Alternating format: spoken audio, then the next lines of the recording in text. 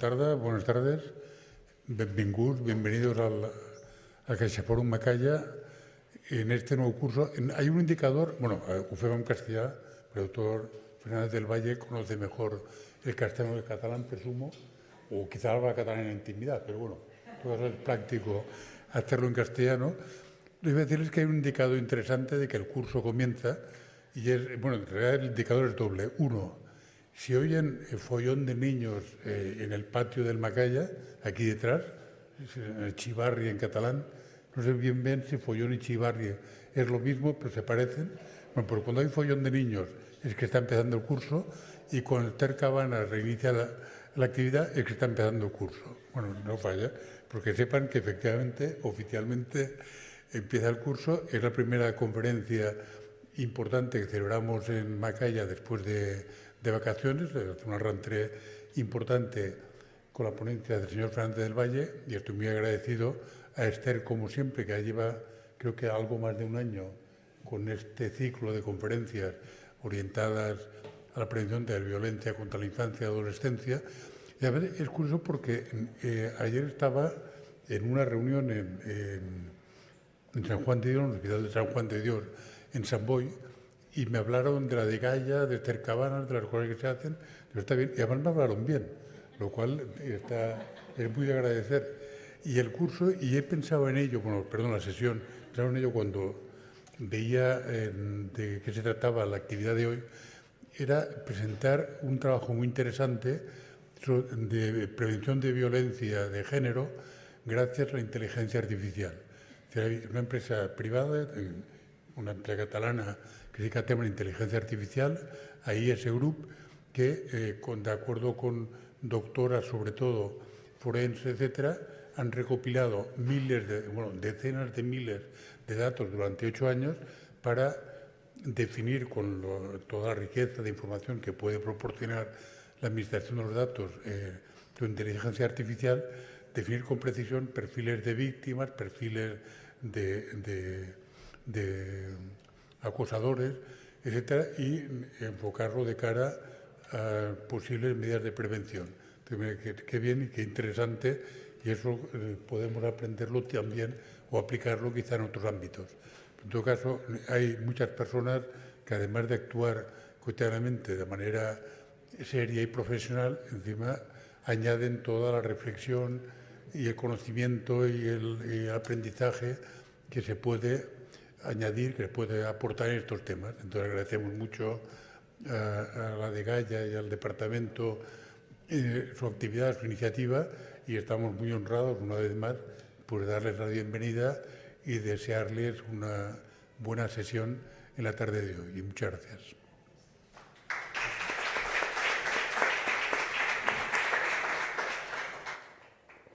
Bueno, bé, bona tarda a tothom i ben tornats tots de les vacances de Nadal, tot i que encara fa molta calor. Ai, dit Nadal!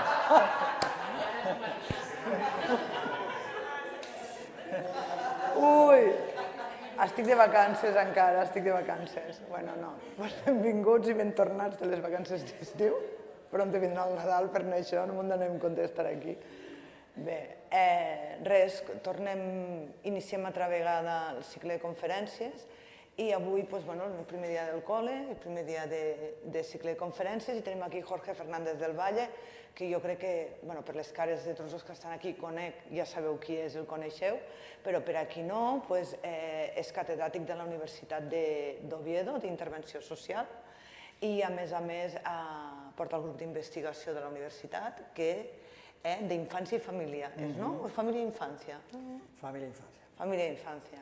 Bé, de totes maneres, els que treballem a l'àmbit del sistema de protecció, coneixem a Jorge Fernández del Valle perquè quan sentim el seu nom pensem en estàndards de qualitat en acolliment residencial, en acolliment terapèutic, en acolliment familiar, no?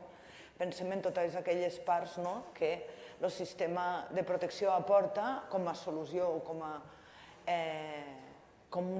una modalitat d'intervenció quan els xiquets i les xiquetes passen per situacions de violència, que han de ser tutelats per l'administració i, evidentment, han de fer aquesta intervenció. Si hi ha algú a l'Estat que conegui o que hagi investigat en aquest àmbit és Jorge i que, per tant, havia de ser també un dels ponents de les nostres conferències, perquè aquestes conferències, recordeu, són prevenció, intervenció i reparació de les víctimes, dels xiquets i xiquetes víctimes de violència, i que, per tant, és molt important el fet no només de separar-los del nucli familiar quan sigui necessari, sinó que quan els tenim vivint en nosaltres poguéssim fer una intervenció ben feta.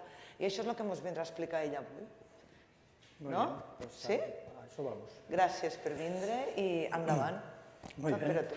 Gracias.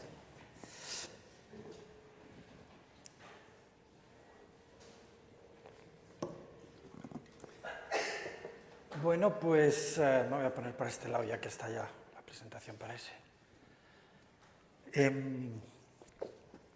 Bueno, en primer lugar, muchas gracias, Esther, por la invitación, por estar aquí así recién iniciado el curso para todos. Trabajamos todavía, incluso en los ámbitos de la administración, por cursos académicos también, ¿no? No adelantamos las Navidades todavía, pero nos hemos relajado mucho en este verano. Bueno, muchas gracias. No conocía este lugar, así que agradezco también la oportunidad de poder visitar Palau Macaya. Bueno, pues para no entretenerme mucho, habíamos pensado en hacer una presentación sobre hacia dónde van las cosas en el ámbito del acogimiento residencial, en la protección a la infancia. Para los que llevamos ya muchos años en este ámbito, tanto profesionalmente como investigador, la verdad es que los cambios que se van dando a veces son bastante confusos, no sé cómo decir, ¿no? Toda la oleada que hemos tenido para atender a menores migrantes no acompañados, por ejemplo, que ha supuesto un problema y sigue suponiendo un problema muy importante. Todo lo que tiene que ver con lo que ahora presentaré, que muchos ya conoceréis porque algunos de los datos son de los últimos años, pues nos presentan un panorama de intervención realmente complejo en acogimiento residencial.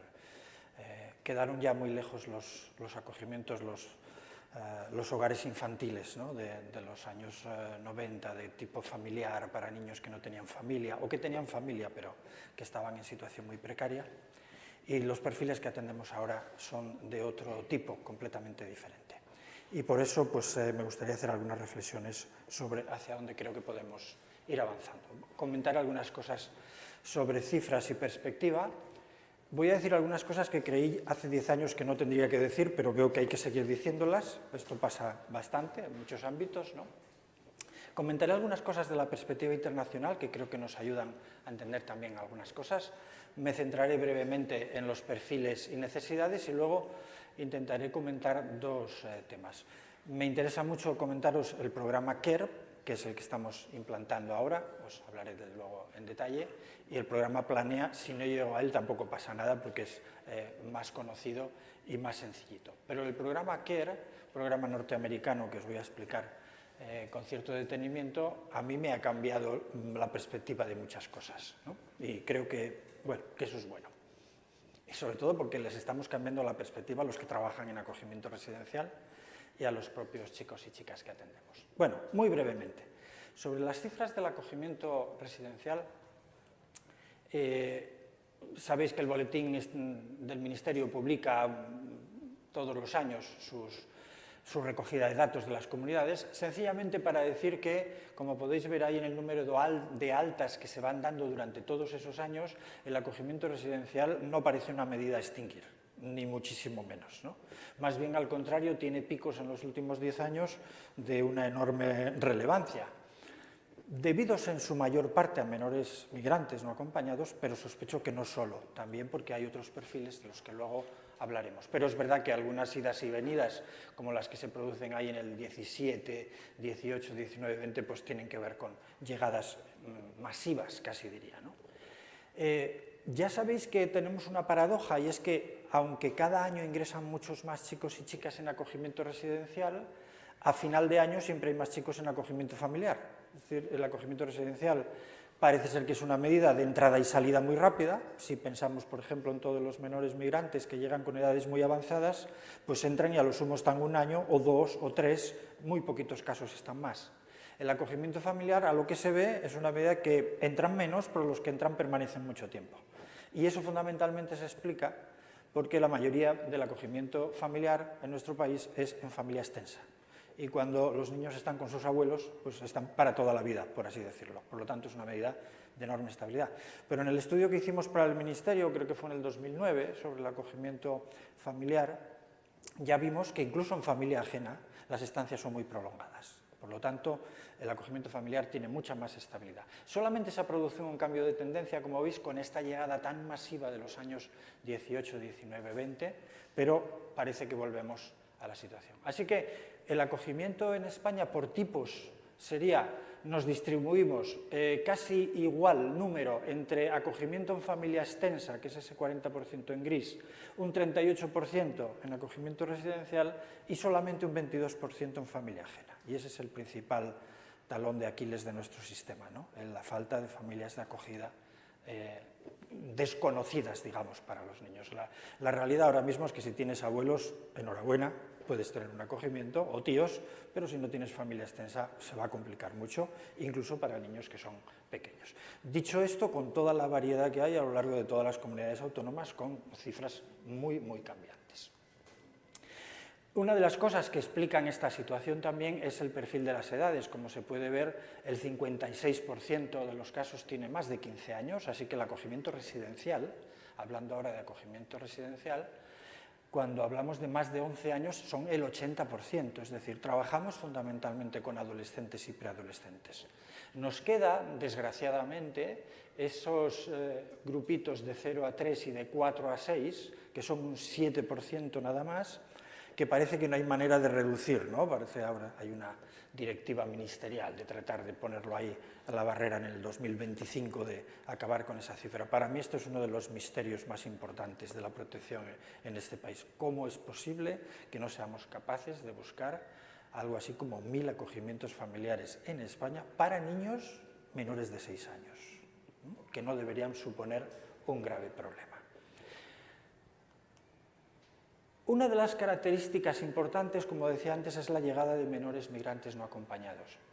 Cuando se miran las cifras de las medidas de protección en el número de ingresos anuales, si miramos las barras azules, que son los que no son, vamos a decir, menores migrantes, se ve que hay una estabilidad muy grande. Lo que va haciendo variar año con año las estadísticas de una manera muy brusca son los menores migrantes no acompañados. Por lo tanto, no estamos en un periodo de crecimiento del acogimiento residencial en cuanto a los menores que tenemos en situaciones de tutela, digamos, ¿no? o de guardas, sino que se debe en gran parte a estas medidas, que claro que son también de tutela y de guarda, pero que todos entendemos que es por situaciones muy diferentes la de los menores migrantes. Y esto es lo que decía, que hace mucho que yo no tenía que defender la situación del acogimiento residencial, pero es que en los últimos tiempos parece que hay un rebrote de confusión de lo que es el acogimiento residencial. Fíjense, en el Confidencial, el 24 de febrero del año 2022, bueno, pues hace un poco más de un año, se hizo un especial de varias páginas en las que se trataba de la realidad de lo que llamaban la institucionalización en España, ¿no? Y se dice, por una parte, que nuestro país tiene uno de los sistemas más institucionalizados de Europa, un número muy elevado de niños y niñas, estamos a la cola de Europa con un 52% en acogimiento residencial, al nivel de Chipre, Portugal, Eslovenia y Grecia. Falta Burundi, se les ha olvidado. Luego también se dice en la parte de la derecha, y esto desgraciadamente lo decía alguien del Ministerio, que el 47% de los que causaron baja fue por cumplir la mayoría de edad. Tan solo el 8% salió por haber sido acogido. Cifras que únicamente demuestran que hay menores que pasan toda su infancia saltando de institución en institución. Bien. O sea, cuando la mayoría sale por mayoría de edad, la conclusión es que entraron cuando nacieron. Es una conclusión muy... un salto dramático en el espacio. Bueno, no me entretengo mucho más, pero este tipo de disparates y de barbaridades deja en muy mal lugar a todos los profesionales y a todos los responsables de las administraciones que están haciendo un trabajo más que notable, ¿no? Por buscar otras formas alternativas al acogimiento residencial. A raíz de eso estuve haciendo algunos datos sobre el último informe de Eurochild del año 2021, donde se tomaron cifras de casi todos los países, no, de todos los de la Unión Europea, más el Reino Unido, que en fin, que ya que estaba allí se le dejó para efectos estadísticos dentro de la Unión Europea, y como pueden ver, el promedio en la Unión Europea es que el 42% está en acogimiento residencial. Si en España descontamos los menores migrantes, estamos en el 38%, con los menores migrantes estamos en el 47%, así que son cifras similares a lo que ocurre en el resto de Europa. Y si los comparamos países por países, sí que hay notables diferencias, pero se puede comprobar cómo el caso de la raya naranja, que es el acogimiento residencial más largo, es el de Portugal, que efectivamente de cada 100 niños en acogimiento en Portugal, el 95% está en acogimiento residencial. Prácticamente no existe el acogimiento familiar en Portugal, incluso a día de hoy, ¿no? Tenemos ahí a Grecia, pero como ven, nuestra situación como país es bien diferente. Y luego hay una enorme variedad. El Reino Unido sigue siendo de los que más acogimiento residencial tiene. Está el caso de Irlanda, como uno de los casos más llamativos, que tiene también mucho acogimiento familiar. Pero se ve que en todas partes hay problemas para hacer crecer el acogimiento familiar y reducir el acogimiento residencial. No parece una cuestión local, ¿no? Esto es de un trabajo que publicamos ya en el 2013, en el que hacíamos también una comparación por países entre el Family Foster Care, el acogimiento familiar, y el acogimiento residencial a la derecha. Ya se ve que los países que menos acogimiento residencial tienen son los anglosajones, Australia, Irlanda, Reino Unido, Estados Unidos, Nueva Zelanda. Pero fíjense que en países que tienen mucho acogimiento residencial no suena a Burundi, África, ¿no? Suena Alemania, Italia, Francia, Holanda, Hungría y España.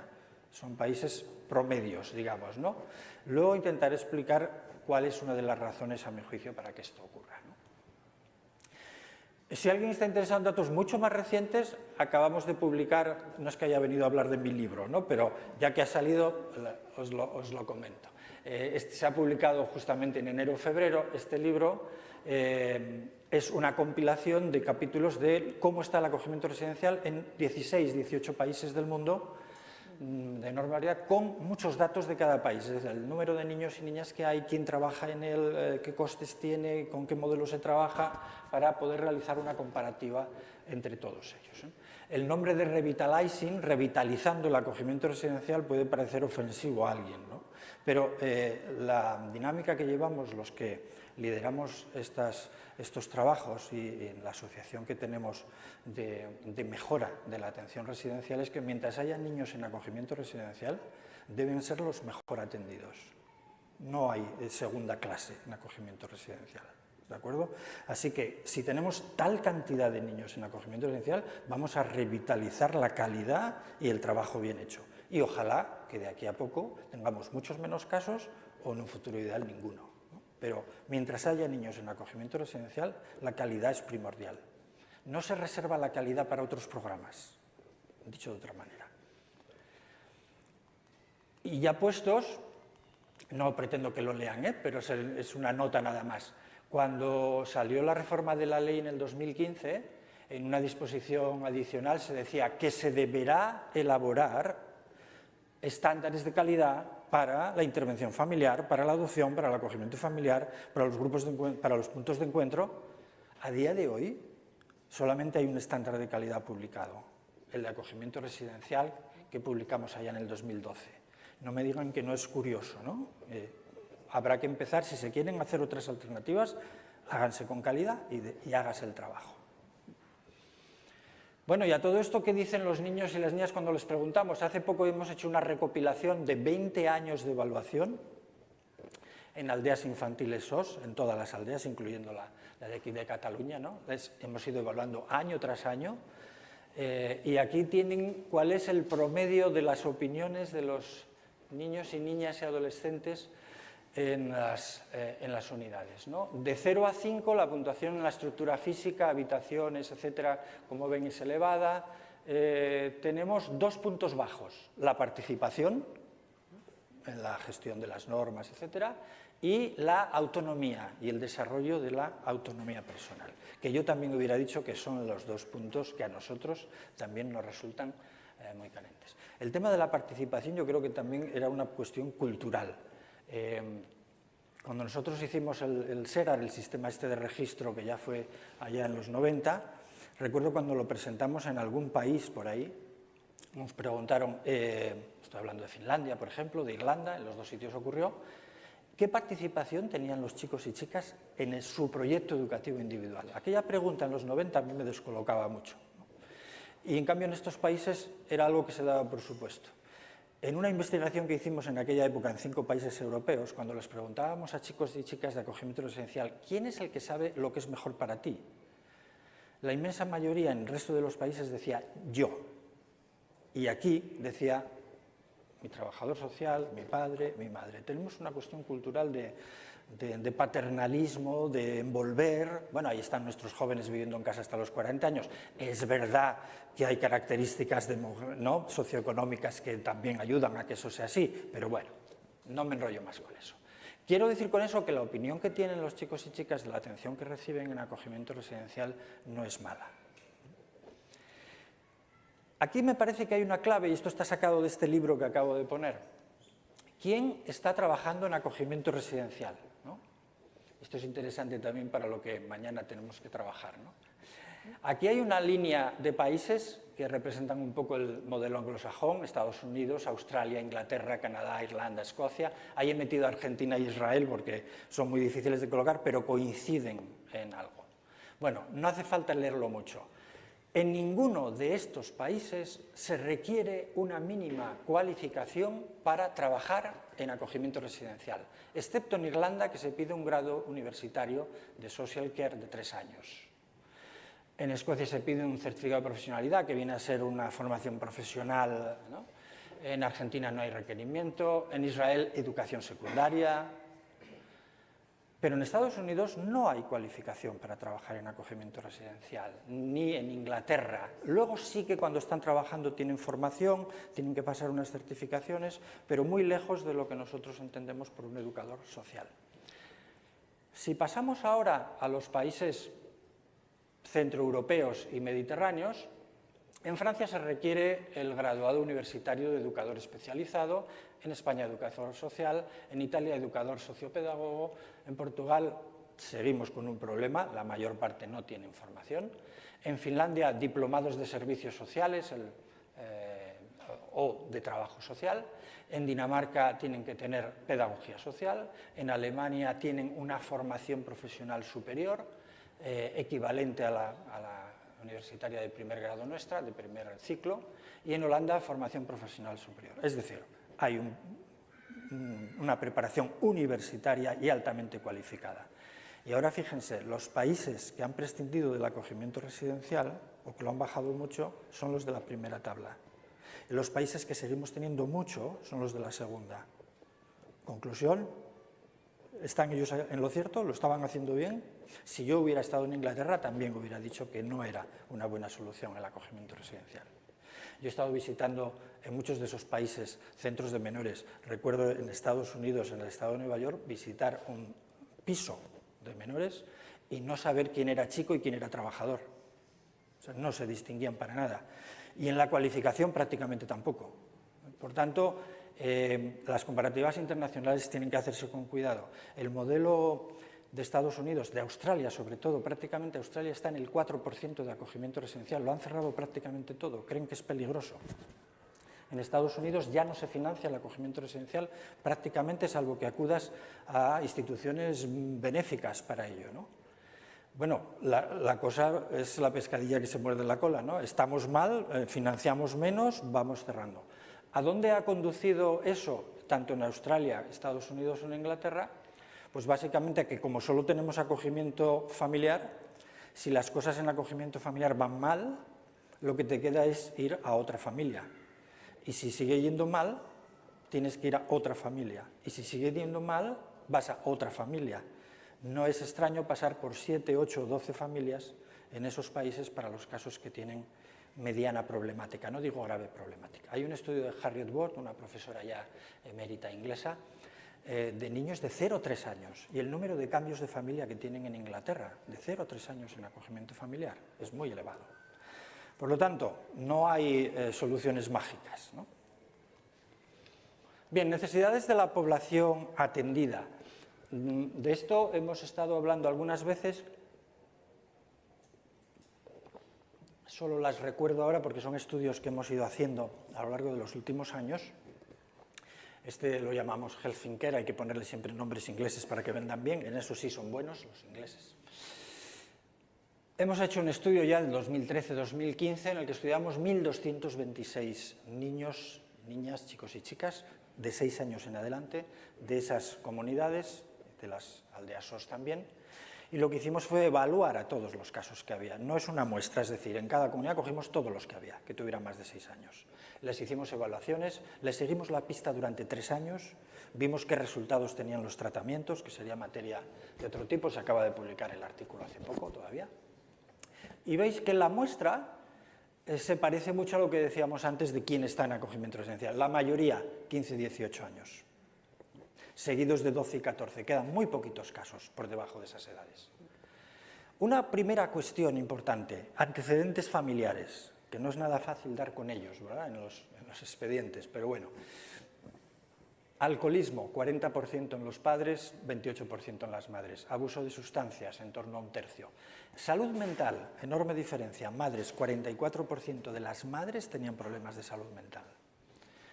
21% discapacidad intelectual. Conducta de suicidio en el 12% de las madres. Un 12% es un verdadero disparate, ¿no?, hablando de lo que estamos hablando. Falta violencia de género ahí, en torno a un 25 o un 30%. Claro, cualquier persona que se dedique a la salud mental, y hablando de epidemiología, si le dijéramos que tenemos niños que se han criado ahí, en ese ambiente, diría, eso es de elevadísimo riesgo para la salud mental, ¿no? Sea por herencia biológica o sea por herencia ambiental, indudablemente estamos en una situación muy preocupante. Por eso, creo que ya empezando por aquí, habría que tener en cuenta que quien llega, no ahora hablo al acogimiento residencial, al sistema de protección y viene con este pasado, hay que chequear muy bien cómo está su salud mental. No dar por supuesto de que está bien y si está mal ya lo veremos. Hay que hacer buenas evaluaciones, porque una de las cosas que hemos visto en cualquier estudio es que la detección precoz, la detención temprana, la detención cuanto antes es fundamental. El contexto académico, ya os lo podéis imaginar, 75% estaban estudiando educación obligatoria, el 40% tiene adaptación curricular, que es una cifra elevadísima, ¿no? Y un 7% acude a un centro de necesidades. El 60% había repetido curso académico. Bueno, de todo este tema ya sabéis que Carmen Montserrat con Ferran Casas han hecho estudios muy extensos, ¿no?, de todo el tema de educación, bueno, abundando en esa idea. La verdad es que las conclusiones que sacamos a veces cuando evaluamos necesidades de este grupo son demoledoras, ¿no?, porque hay dos temas que van muy mal, la salud y la educación. Pues son dos temas demasiado gruesos, ¿no?, como para que vayan mal. Hay que poner muchos esfuerzos en mejorar una cosa y la otra. Y casi diría que este probablemente tuviera más facilidad, ¿no?, para buscar refuerzos, pero en el otro, de eso iremos hablando. Un dato que nos llamó mucho la atención y que ha sido muy sorprendente, y nos ha llevado a escribir como 3 o 4 artículos luego sobre este tema, que hay muy poco escrito. ¿Quién tiene discapacidad intelectual en acogimiento residencial? 16%, 5 veces más que en la población general. De ellos, el 70% recibe tratamiento de salud mental. La combinación de problema de salud mental con discapacidad intelectual es un cóctel de muy difícil abordaje. Las necesidades que tienen viviendo en acogimiento residencial son tremendas. Una de las cosas que muchas veces decimos es que el acogimiento residencial produce una convivencia en grupo, que a veces es favorecedora, con adolescentes sobre todo, que viven mucho del grupo, ¿no?, y que se desarrollan mucho en grupo. Para ellos no, y para ellas no es así. La vida en grupo con discapacidad intelectual, con estos chicos y chicas con estos problemas emocionales y conductuales, es un lugar difícil, de rechazo, de bullying, etc. Ahí tenéis el primero que hicimos, que es el artículo de 2013, pero todavía hemos publicado uno hace muy poco. Y fijaros, nosotros decíamos entonces ya, y me gustaría seguir diciéndolo, de la misma manera que se dice en la ley que por debajo de los 6 años hay que estar en acogimiento familiar, quien tiene discapacidad intelectual tiene que estar en acogimiento familiar. La vida grupal no es para ellos. Y las necesidades de atención que requieren, ahí está un 70% en salud mental, nada menos, haría que tengamos... Bueno, y además, cuando en los 90 empezamos a hablar de acogimiento familiar especializado, ¿de qué hablábamos? ¿No? Hablábamos fundamentalmente de las discapacidades, luego ya surgieron otros perfiles más complicados. No hay que inventar nada. Bueno, y la pregunta final era, ¿y cuántos de los 1.226 están en tratamiento psicológico? La mitad. Y una cosa muy curiosa, casi los porcentajes en las franjas de edades son iguales, de 15 a 18 está la mitad, de 9 a 11 casi la mitad y únicamente de 6 a 8 está un tercio. Pero de 6 a 8 años en la epidemiología de salud mental casi no hay consultas, son muy poquitos casos los que hay. Así que tenemos niños de 6 y 8 años con importantes problemas. Afortunadamente, la buena noticia es que los tenemos en tratamiento, que esto es importante. 2,5% con intentos de suicidio, una cifra disparatadísima.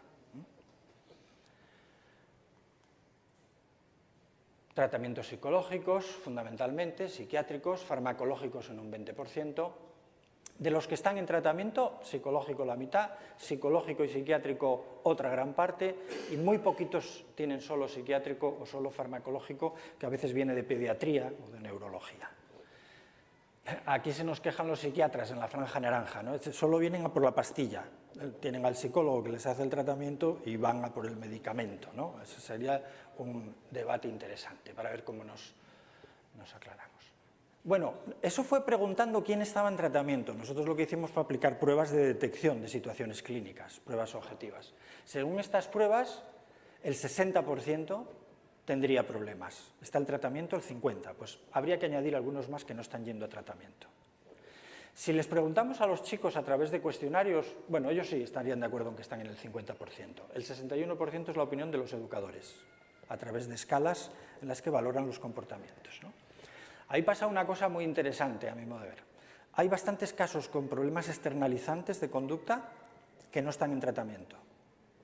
Y yo creo que es porque los educadores y las educadoras han aprendido a tener un umbral de aguante muy alto. Es decir, lo normal cuando llega alguien es que sea muy destrozón y muy gamberro. Entonces, bueno, lo asumimos y trabajamos. En cualquier familia ese nivel lo llevaría a una consulta.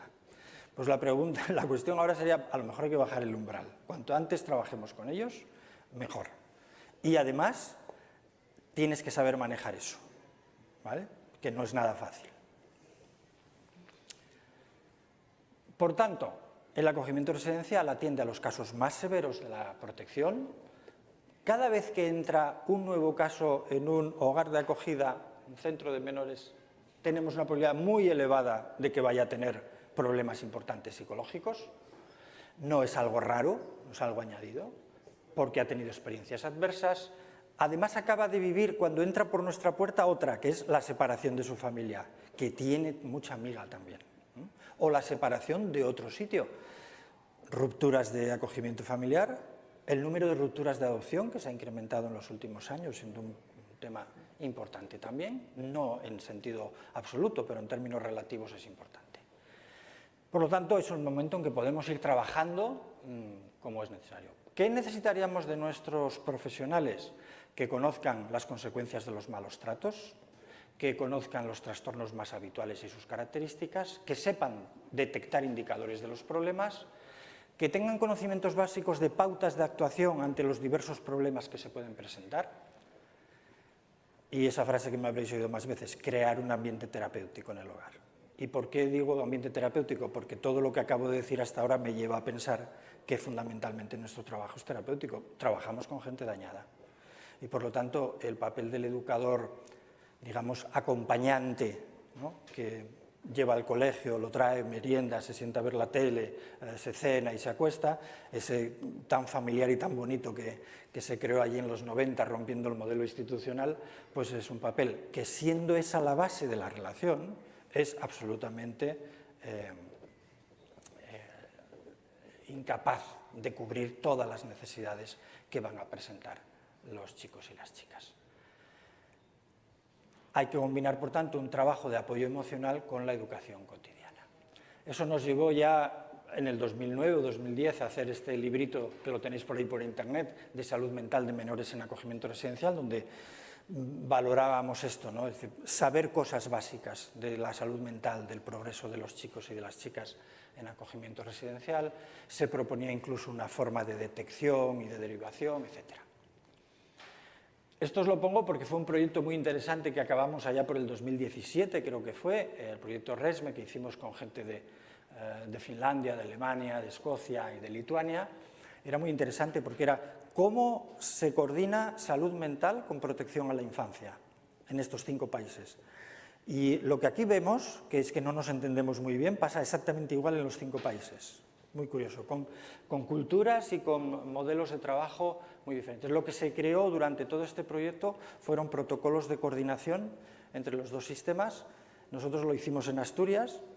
En Asturias, desde aquellos años hasta hoy, siempre que hacen formación en salud mental, invitan a profesionales de protección a la infancia y viceversa. Siempre que se hacen protocolos para protección a la infancia, participa la gente de salud mental. Ha quedado implantado un modelo de cooperación muy interesante. Pero esta cooperación, como estamos viendo, es fundamental. Tenemos niños y niñas que estamos trabajando desde los 2 sistemas. El segundo trabajo, y este no me entretengo mucho con él, el de Acores, que aquí estaba la Universidad de Girona y donde también participó la Generalitat, ¿no? Se trataba de la evaluación de los centros de acogimiento residencial especializados, los que son de graves problemas de conducta, ¿no?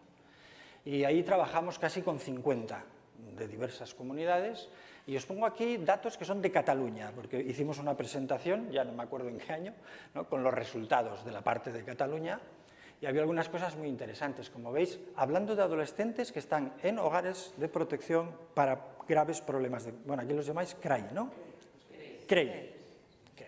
Pues entonces, aquí tendríais estos perfiles, y fijaros cómo tenemos, una de las cosas que he querido resaltaros, cómo estamos trabajando con rupturas de acogimiento residencial en el 87%, es decir, que no han podido seguir donde estaban en el acogimiento residencial, por la razón que fuera. Sospechamos que por su grave problemática de conducta, ¿no? Pero tenemos 30% de rotura de acogimiento familiar y tenemos un 3% de rotura de adopción, que en el resto de comunidades es más elevado, es el 11% lo que hay de promedio de niños que vienen de adopciones rotas, ¿no?, y de reunificación familiar fallida, que tenemos otro 20%. Entonces, como veis, estas experiencias de ida y venida provocan un machaque y un deterioro muy importante en el desarrollo, ¿no?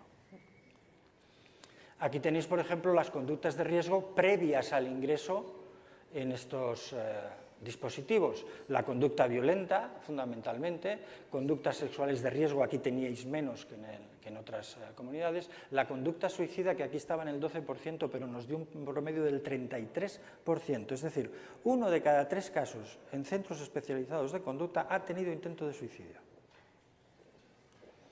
Bueno, tratamiento de salud mental. Aquí, y esta es una noticia muy buena para vosotros, la inmensa mayoría de los que están en este tipo de dispositivos tienen tratamiento psicológico continuo, 98%, mientras que en otros lugares no siempre tenían esta continuidad de los tratamientos. Cosa que es curiosa, porque si se trata de los casos más graves y con más daño, el tratamiento que se haga es decisivo. Nosotros, que nos dedicamos hace muchos años a la evaluación de calidad de centros y hogares de acogida, recuerdo ya hace 10 o 12 años evaluar un centro de este tipo, que además se llamaba terapéutico, en el cual no hacían terapia, porque les faltaba un lugar donde poder hacerlo. O sea, no tenía un despacho, no tenía un sitio donde... Entonces no lo hacían, habían dejado de tener psicólogo. Pero era un centro para casos con grave problema psicológico, ¿no? Bueno, con todo eso, ¿a dónde queremos llegar? A mi modo de ver, a un punto muy claro. Quien trabaja en acogimiento residencial tiene que hacerse la idea de que está trabajando con una población severamente dañada. Si hablamos ya de centros específicos de conducta, entonces la cosa ya no es mucho más evidente, pero no me quiero centrar en eso, es en el resto, porque el primer estudio era del resto de los hogares. ¿Qué significa crear un ambiente terapéutico? Y esto lo decíamos hace muchos años ya. Bueno, como decía un compañero británico, una cosa es la terapia y otra lo terapéutico. O sea, no queremos educadores que hagan terapia, para eso ya están los terapeutas. Y los terapeutas son los que aplican técnicas variadas, etc. Ahora, hay que ser terapéutico. Y eso, afortunadamente, tampoco cuesta demasiado. Luego lo veremos, ¿no? Lo terapéutico quiere decir que aquellas intervenciones de los que rodean en la vida diaria a chicos y chicas se vinculan, se relacionan, trabajan las emociones, comparten experiencias, escuchan, orientan y aconsejan. Y eso forma parte de lo terapéutico. Ahora, la cuestión es si escuchamos y cómo, si orientamos y cómo, y cada vez que hay un problema de conducta muy grave, cómo respondemos. Esa es la parte que tenemos que analizar. Esto fue originalmente una idea de, ahí la foto es de Jim Whittaker, que es uno de los autores del libro que antes os he dicho, con el que seguimos trabajando mucho, pero ya en el año 69 escribía este librito, que es una obra fantástica, que se llamaba Las otras 23 horas. Y la filosofía del libro era, vale, van a ir 1 hora a terapia, pero ¿y qué pasa con las otras 23? Entonces daban instrucciones, por así decir, estos autores de cómo en la vida diaria, desde despertarse hasta acostarse, se puede ser terapéutico. ¿Y en qué consiste eso de ser terapéutico? Por tanto, no somos muy originales, como veis, ¿no? Es verdad que hay un acogimiento residencial que es específico de problemas de conducta, los CREI que tenemos aquí. A mí me gusta llamarlo acogimiento residencial terapéutico, es como se llama en inglés en todas partes, y también porque creo que nos lleva a no confundir mucho las cosas. Yo hice un alegato que luego os contaré un poco más rápido. Fijaros, cuando el Ministerio nos encarga los estándares de calidad, en el 2010 fue el encargo, había salido el informe del Defensor del Pueblo 2008-2009 hablando de los centros de problemas de conducta y las cosas que allí pasaban, muy graves. Dijeron, oye, queremos unos estándares de calidad del acogimiento residencial especializado. Y digo, hombre, pero primero vamos a hacer el del normal, ¿no? Por si acaso, ¿no? Y entonces hicimos 2 por 1. Con un poco de truco, nos dedicamos mucho tiempo al básico para dejar cosas más o menos claras, que a estas alturas se han ido borrando porque han pasado muchos años. Y en el especializado lo que dijimos fue algunas salvedades que había que tener en cuenta, pero hoy día sería el momento de atacar este tema y hacerlo en más profundidad. ¿Por qué creo yo que se debería hablar de acogimiento terapéutico? Porque estos programas tienen que ver con problemas y trastornos de conducta y emocionales, no con otra cosa. Y si son problemas de conducta y emocionales, el trabajo es terapéutico fundamentalmente.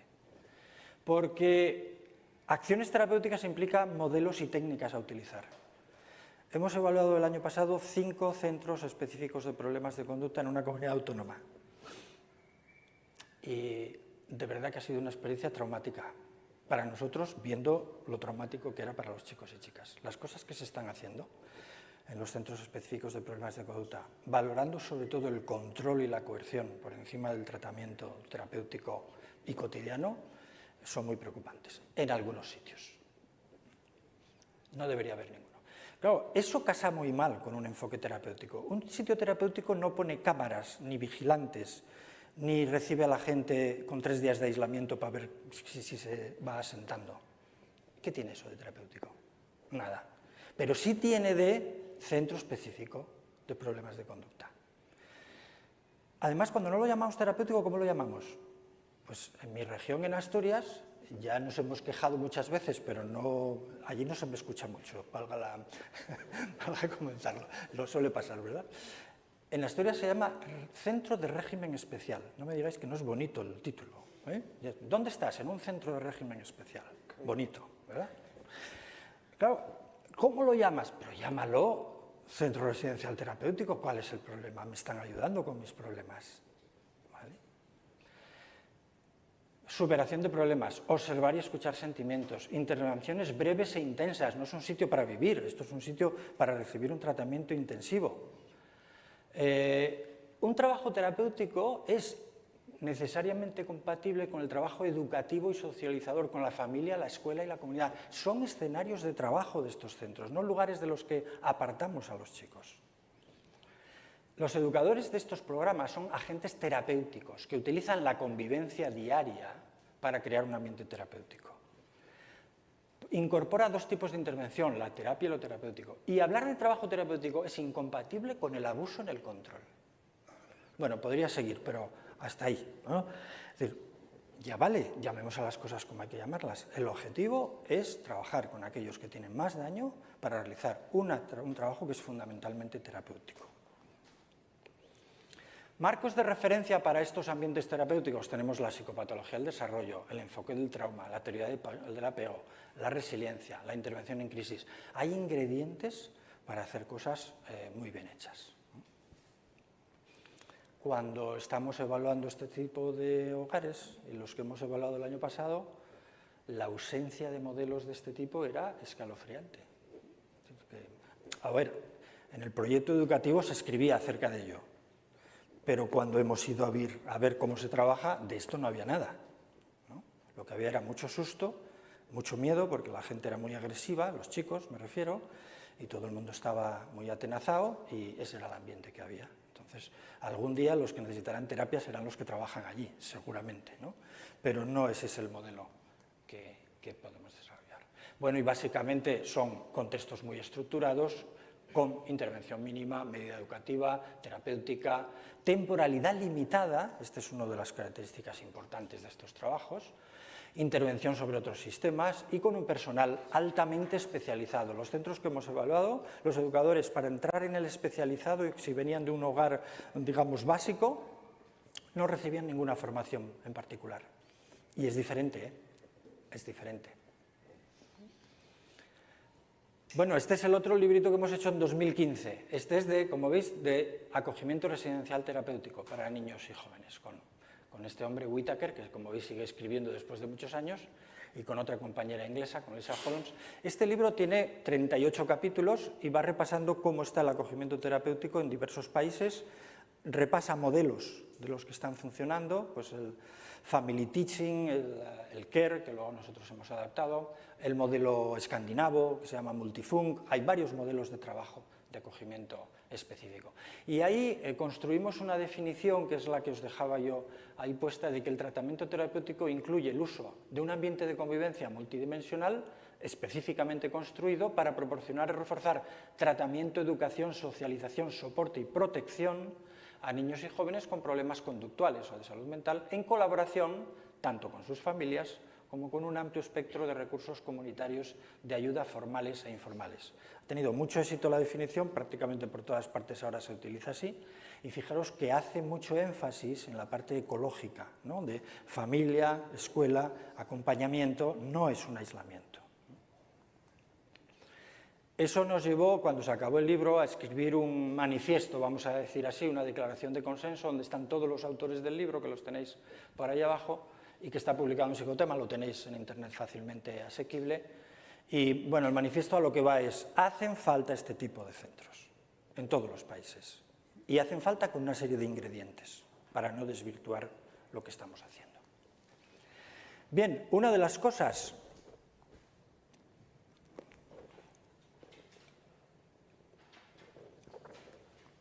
que a partir de ese libro surgió, de acogimiento terapéutico, fue el conocimiento de una serie de modelos que llevan unos años funcionando. Y hay un modelo en particular, el CARE, de los que os quería hablar ahora, que es un modelo que se llama CARE, son las iniciales de Children and Residential Experiences, niños y experiencias residenciales, creando las condiciones para el cambio. Ellos se basan, y por eso lo de terapéutico viene muy bien, en que el principal objetivo de estos entornos es buscar un cambio. No es apoyar lo que hay, no es apoyar al niño en su vida diaria para que vaya al colegio, no, tiene que dar un cambio, porque es mucho lo que trae en su bagaje de experiencias y, como hemos visto, mucho la distorsión que tiene en muchos elementos, ¿no? Entonces es un programa que empezó en el 2007 en Cornell, en el estado de Nueva York. En el 2021 ya tiene 100 entidades en 4 países y desde el 2022 hemos empezado a implantarlo en Cantabria. Estamos en fase de pilotaje, llevamos un año, en 7 hogares distintos. Uno es de menores extranjeros, otro es de problemas de conducta, otro es de primera acogida, otro es de ayuda para la independencia y la mayoría de edad, y tenemos otros 7 de control con los que no estamos trabajando y vamos midiendo cómo evolucionan los niños, ¿no? Estrategia. Aquí debajo hay una cosa importante. Este es un modelo que está reconocido como eso que se llama modelos basados en evidencias, ¿no? Está valorado por la Clearinghouse, que es la que pone el sello de estas cosas. que exige 10, 15 años de estudios demostrando que tienen efectos, y lo ha demostrado, que tiene efectos. Os confieso que aunque no hubiera esa demostración, muchas de las cosas que dice y cómo las plantea, a mí me resultan igualmente válidas, aunque dejáramos eso de ver los resultados para más adelante. Bueno, es un modelo que intenta crear, como decíamos antes, las condiciones para el cambio. Ahí está el modelo, el último manual, la tercera edición, a la izquierda lo tenéis en inglés y lo tenemos el manual a la derecha en español, que se ha publicado, lógicamente, para nosotros y para las comunidades de habla hispana también de Estados Unidos, que les hacía bastante falta, ¿no? Y con él trabajamos en Cantabria. Conceptos básicos de este modelo. Interés superior del niño, vaya novedad, pero es una novedad, porque yo nunca lo he visto traducido como ellos lo traducen. O sea, todo se supedita a los intereses de los niños, todo el funcionamiento del centro. Siempre los intereses del niño por delante de la organización. Lucha por la congruencia, y esto viene de otro libro anterior, muy clásico, de Jim Anglin, que es un canadiense que inspiró mucho todo este modelo, y es algo que cualquiera que trabaje en acogimiento residencial reconocerá como un problema muy importante. La dificultad de que todos trabajemos a una, de que cuando estamos trabajando con niños todos tengamos una forma de responder que sea congruente, que no haya altibajos. Cuando hacemos entrevistas a niños y niñas en acogimiento residencial y les preguntamos por sus educadores, que se llevan bien, que si están a gusto, si juegan, la respuesta, como si fueran gallegos todos, es depende, ¿no? Claro, porque los hay que sí, pero los hay que no. Y luego cuando hacemos supervisión con equipos siempre hay alguien que piensa, no, que hay que tener mucha más mano dura porque estos niños si no se te suben a... No, que va, hay que ser muy... ¿no? El amor es lo más importante. Estas cosas dentro de un hogar reproducen patrones de inconsistencia que se han producido en muchas familias negligentes, ¿no? Entonces, la congruencia es un tema fundamental. Todos tenemos que tener unos criterios de qué es lo que hay que hacer y cómo hay que responder, sobre todo ante situaciones particularmente difíciles. Y en tercer lugar, es un modelo basado en evidencia que está perpetuamente evaluándose y solamente va a implantar aquello que demuestre que está funcionando. No me enrollo con la teoría del cambio, que va muy lejos. Y me voy a los principios. Los 6 principios del CARE son: está basado en la relación personal y la vinculación personal. Si se quiere decir de otra manera, si no vinculamos personalmente con la gente que atendemos, no hay trabajo. Hace poco, en una de las evaluaciones con un grupo de trabajo, me decía la psicóloga de un hogar, bueno, es que hay niños que es mejor no vincularse con ellos. Casi se me cae el alma a los pies, porque lo haya dicho una compañera además, ¿no? Si no hay vinculación, no hay trabajo. No se puede educar sin vinculación. Centrada en el desarrollo. ¿En qué punto de desarrollo están los niños y cómo les podemos ayudar desde ese punto? Implicación de la familia, de una manera importante. Enfocado al trauma, todos los modelos hemos tenido. Luego veremos en qué se manifiesta. Centrado en adquirir competencias y que los niños se sientan competentes. Y orientación ecológica, construir un entorno que facilite todos esos progresos. Si os fijáis, no hay nada de novedoso en esos 6 principios. ¿Qué es lo novedoso? Que los hayan juntado todos. Y que o los trabajas o esto no funciona. No es lo mismo que escribirlo en el proyecto educativo y luego no encontrarlo en la práctica. Bueno, decía, claro, Cornell es donde trabajó Uri Bronfenbrenner, y el instituto que creó el CARE es el Instituto Bronfenbrenner, así que la ecología y todas estas cosas están ahí presentes, ¿no? Y para algunos que nos hemos inspirado mucho en lo que es evaluación de contextos y lo que es un contexto educativo, pues es una gozada, ¿no? Y bueno, él decía esto, cada niño necesita al menos una persona que esté completamente loca por ellos, ¿no? Y si no, fijaros en los niños pequeñitos, cuando se mueven por sus familias, cómo buscan la atención, ¿no? Y el enamoramiento de los que les rodean. Bueno, basado en las relaciones, ¿qué va a significar? Se nos ha deshecho eso un poco, pero bueno, os lo cuento. Una primera cuestión, las relaciones aquí cuentan también las de los profesionales. O sea, vamos a llevarnos bien también nosotros, porque sin eso lo otro no funciona. Cuando dice basado en las relaciones, quiere decir que en ese contexto que vamos a crear, vamos a generar buenas relaciones y buen clima. Chicos, chicos, chicos, adultos, adultos, adultos. Trabajar habilidades de confianza, respeto, autenticidad, empatía, hacer cosas con ellos y no para ellos. Esto es muy de Bronfenbrenner, de los microsistemas aquellos, actividad conjunta, decía él. Lo que educa es cuando el adulto se pone con el niño a hacer algo que supone un cierto reto y en lo cual se satisfacen los dos. Esa es una bonita definición del trabajo educativo, ¿no? Dar respuestas de disponibilidad, sensibilidad, aceptación, implicación. Importante, las respuestas de los niños están basadas en experiencias adversas que han tenido y son sus modos de defensa. No se pueden extinguir de un plumazo y eso se carga automáticamente un porcentaje enorme de lo que se hace en acogimiento residencial. Trabajar con refuerzos y castigos, conductas muy elementales y sobre todo expresiones emocionales o expresiones conductuales inadecuadas es un gravísimo error. Hay que trabajarlas, no extinguirlas con castigos.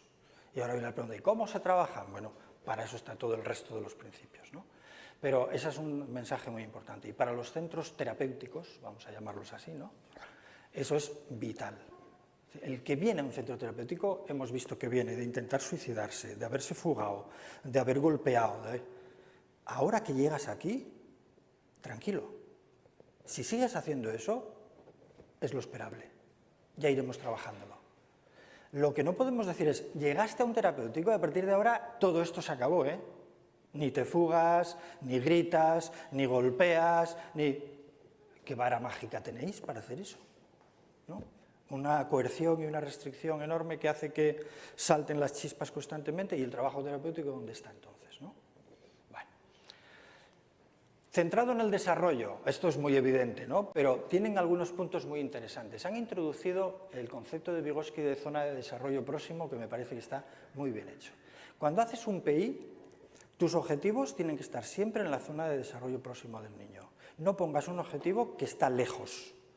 Trabájale siempre, y para eso, claro, hay que tener una evaluación un poquito sensible y bien hecha, ¿no?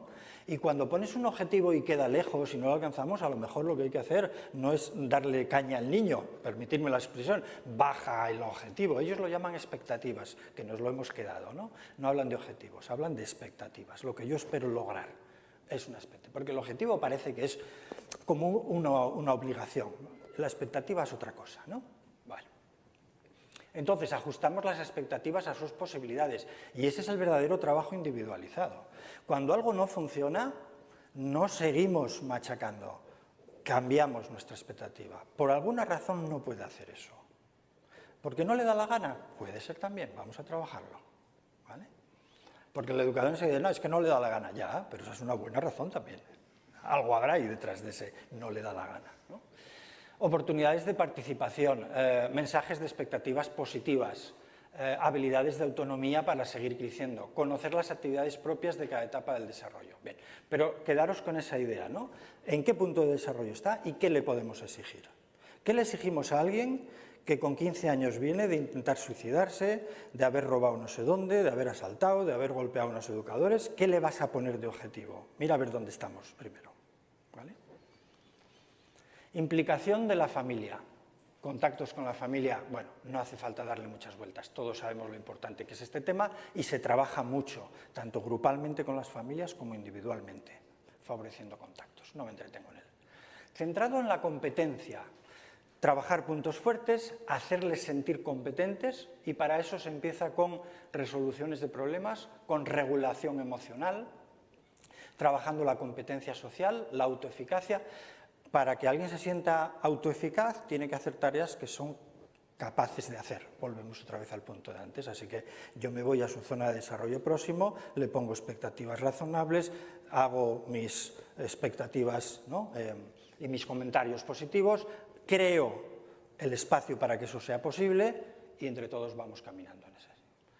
Todas las interacciones, rutinas y actividades son intencionadas. Cuando nosotros estamos trabajando con chicos y chicas, vamos creando oportunidades adecuadas a cada uno para que pueda ir mejorando. Y hay algunas cositas que quiero subrayar. Me gustó mucho su concepto de corregulación, me parece fantástico. ¿Hay que enseñarles a regularse emocionalmente? No, vamos a corregularnos ellos y nosotros. Porque una de las quejas que más nos dan los chicos en acogimiento residencial y las chicas es que los educadores gritan mucho. Así que a ver quién no se regula, ¿no? Así que corregulación. En vez de decir cálmate, es vamos a calmarnos. Es muy buena cosa. El juego, el arte, he estado en una tesis hace poco de arte terapia en acogimiento residencial, me ha parecido una idea fantástica, muy bien trabajada y da unas oportunidades de expresión muy interesantes. Ayudar a cumplir expectativas y no esperar que ocurra, generar situaciones intencionales. Fijaros que cuando se trabaja con modelos de refuerzo, vamos a premiarte con puntos cuando haces la cama y si no la haces te quitamos puntos y cosas por el estilo, lo que parece decirse es vamos a esperar que se porte bien y luego le reforzamos. Pero la espera de que se porte bien en quien no puede ser muy larga. Entonces se parte de que hay unas expectativas, pero no esperamos a que ocurran, trabajamos para que ocurran. Las consecuencias negativas se utilizan solo cuando los niños son capaces de cumplir expectativas. Si yo sé que tú eres capaz de hacerlo y no lo haces, entonces, bueno, puedo apretarte las tuercas. Pero ¿estamos seguros de que todos sabemos que son capaces de hacer aquello que les estamos pidiendo en los PEIs? Si se leen los PEIs, se daría uno cuenta de lo difícil que es. Y las consecuencias o son naturales, que son las que surgen solas, no arreglas tu habitación y tu habitación es una absoluta pocilga en la que no se puede vivir, o consecuencias naturales o lógicas, perdón, las lógicas que son, oye, has estropeado algo, lo tienes que reparar, ¿no? De ahí para arriba, poca cosa, nada de creatividad. A veces cuando les hemos pedido a los chicos y chicas, y aquí cuando alguien se porta mal, ¿qué sanción le pone? El repertorio a veces es tremendo. De hecho, una de las cosas que siempre he dicho que me viene sobrando en las organizaciones residenciales, el famoso reglamento de régimen interno, con faltas leves, medias, graves y medio pensionistas, ¿no? Con todo un montón de conductas que el chico puede hacer, más todo un montón de cosas, no sé, más que dar ideas, no se me ocurre para qué pueda servir, ¿no? Todo lo que se puede hacer mal en un acogimiento residencial. Y todo lo que te puede hacer si te portaste mal. ¿De verdad que en eso va a consistir el trabajo educativo? Bueno, y aquí introducíamos una discusión que yo creo que es el punto contracorriente que nos toca navegar ahora mismo, y es que se ha implantado en los sistemas, en los CREI sobre todo, no lo digo por los de Cataluña, digo por el concepto, ¿no?, de específicos de conducta terapéuticos, se viene trabajando mucho con modelos de niveles. Nivel 0 cuando llega y no tienes derecho a muchas cosas, pasas al nivel 1 porque ya te portaste mejor y ya puedes ver más la tele, pasas al nivel 2 y ya puedes salir a dar una vuelta los miércoles, pasas al nivel 4 y ya puedes ir al cine solo, entonces vas de niveles, ¿no? En este modelo no se utilizan niveles. El nivel presupone que todos pueden llevar los mismos ritmos y que las expectativas son comunes a todos. Y eso no funciona así, ¿no? Y sobre todo nos ha preocupado mucho el nivel 0. Ese nivel 0 de cuando llegas a un centro terapéutico, vamos a llamarlo así, en los que hemos evaluado recientemente, de los 5 que evaluamos, en 4 lo aplicaban muy tajantemente y el 1 un poco menos, y el 0 es cuando alguien llega, está 48 horas separado del grupo. O sea, está en su habitación, sale con un educador a hacer cosas, pero no está en contacto con el grupo. Y cuando les hemos preguntado por qué hacen eso, nos dicen que es para observarle. La validez ecológica de una observación de ese tamaño es curiosa, ¿no? Es decir, a ti para conocerte te encerramos 48 horas en la habitación de un hotel a ver quién eres. Se supone que te conoceremos mejor si te relacionas. Evidentemente que si llegan a un hogar de este tipo y lo trae la policía y viene en un estado emocional absolutamente roto y violento, no es el momento para invitarlo a cenar, obvio. Pero ¿y los demás? ¿Qué problema hay? Pero es que el nivel 0 es el nivel 0. Y hasta que no pasan 3 días no se puede pasar al nivel 1. Nivel 0 no hay móvil, no hay... Bueno, en uno de los sitios que hemos evaluado no había mesa. La mesa se ganaba en el nivel 1, en tu habitación, tener mesa, ¿no? Bueno, por eso digo que deberíamos hacer evaluaciones muy intensas de las cosas que pasan, ¿no?, en los sitios que se trabaja con población con mucha dificultad. Bueno. Enfocado al trauma, ¿qué significa? Que el comportamiento muchas veces tiene que ver con los traumas que han vivido, entonces nosotros tenemos que enfocarnos al trauma, no a la conducta específica. Esto lo hemos venido trabajando en intervención en crisis durante mucho tiempo, ¿no?, y nos resulta relativamente cercano. La idea es responder al dolor con comprensión y con trabajo. Y responder al dolor quiere decir que cuando se está cagando en toda tu familia, está expresando dolor. Y no es el momento de enfadarse con nadie, es el momento de entender qué está pasando ahí y cómo podemos ayudar para que eso no ocurra. Y ese cambio de chip, que lo hemos venido trabajando durante muchos años, forma parte de este modelo, ¿no? Bueno, y la ecología del entorno, la famosa frase del budista vietnamita, ¿no? Cuando plantas lechuga y no crece, no le echas la culpa a la lechuga. Esto en acogimiento residencial es dramático, ¿no? La culpa siempre la tienen los chicos, que son muy difíciles, ¿no? Y a veces lo son, obviamente, ¿no? Entonces, la atención, entorno normalizador, el hogar, estética, limpieza. Nosotros esto lo habíamos metido en los estándares y le dimos mucha importancia. Yo se lo digo mucho a los educadores. Si cuando vais a enseñar vuestro hogar no os sentís orgullosos de lo que estáis enseñando, no estáis haciendo un buen trabajo. Y hay cosas de las que uno no se puede sentir orgulloso. Una pared rota, los cuadros colgando, una persiana que lleva 2 meses caída, no es un lugar para vivir ni para trabajar, ni para hacer nada. La ecología es muy importante, hasta la ecología física. Y finalmente, me detengo un momento en la otra batalla campal que tenemos para implantar el CARE, es que distinguimos normas y expectativas. Y las normas son 4 contadas, lo demás son expectativas. Sentarse a cenar a las 9 es una expectativa. Y si alguien no se sienta a las 9, tenemos que trabajar, no castigar. Para empezar, ¿es capaz de estar a las 9 aquí o hay alguna razón que se lo impide, ¿no? Digo porque tenga un descontrol temporal, por ejemplo, ¿no? O porque se ha enfadado mucho y no le da la gana de venir, es otra razón, ¿no? Ahora, las normas se cumplen y tienen consecuencias. Si suena la alarma de incendio, salimos todos corriendo. Aquí no hay, ¿no? No se puede fumar aquí dentro, no se puede consumir. Una cosa que tienen las normas y que el CARE lleva a rajatabla es: solo hay normas cuando son para todos. Los educadores salen corriendo, no fuman dentro. Las normas son para todos porque tienen que ver con la seguridad. No se pueden traer navajas ni armas, los educadores tampoco. ¿Vale? Esas son normas y tienen una repercusión muy importante. Lo demás son expectativas, no se trabajan, no es un incumplimiento de normativa no acostarse a las 9, es un incumplimiento de expectativa. Y entonces vamos a ver por qué. Y vamos a ver cómo conseguimos que lo haga. Y ahí tenemos muchas herramientas también psicopedagógicas, vamos a decir, ¿no? En algunos de los centros de Cantabria con los que estamos trabajando, en estos 6 meses que llevamos, ya se ha cargado el reglamento de régimen interno. Tiene unas poquitas normas básicas de convivencia y lo demás, expectativas. Expectativa quiere decir que están en función de cada uno. Los hay que tienen que cenar a las 9 y otros a las 9:30, porque tiene que entrenar en otro sitio, por lo que sea, ¿no?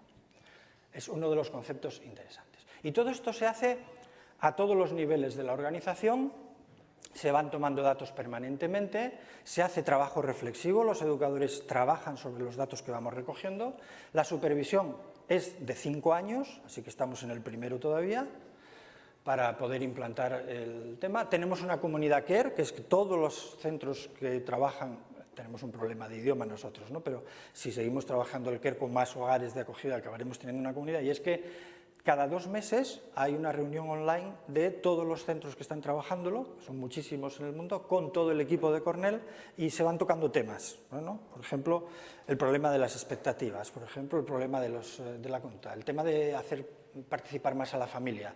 Y entonces todo el mundo trae casos, trae cosas y se trabaja 2 o 3 horas una sesión online sobre el tema, ¿no? Como os decía antes, lo interesante yo creo que es que integra muchas cosas que ya veníamos diciendo por un lado y por otro, las integra. Y 2, esto tiene como objetivo una organización, no unos educadores. No damos formación a educadores.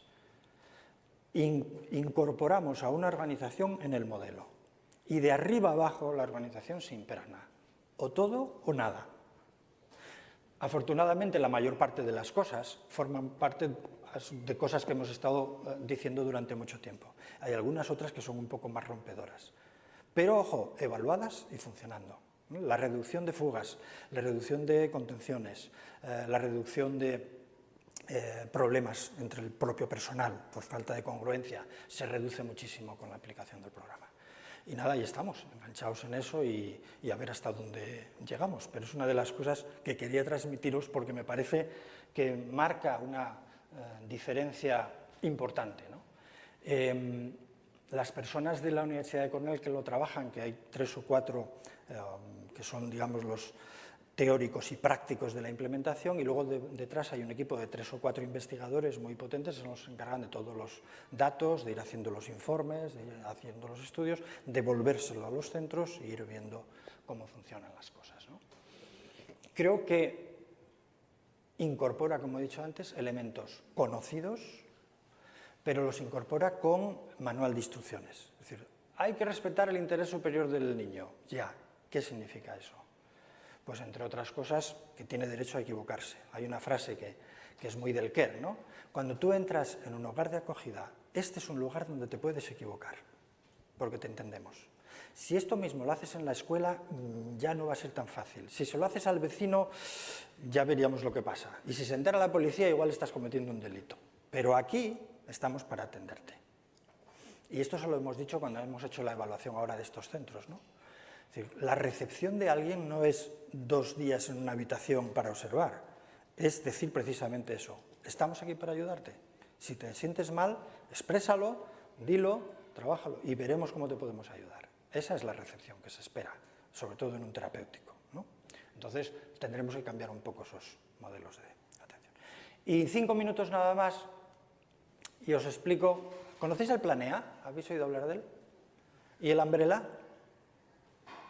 El Umbrella es un programa que hicimos en el año 2005 para trabajar habilidades de transición a la vida adulta en jóvenes en protección. Pero era de hojitas y fichas de papel, y eso a los adolescentes, no los de hoy día, los de hace ya tiempo, no les mola mucho, ¿no? Eso de trabajar así.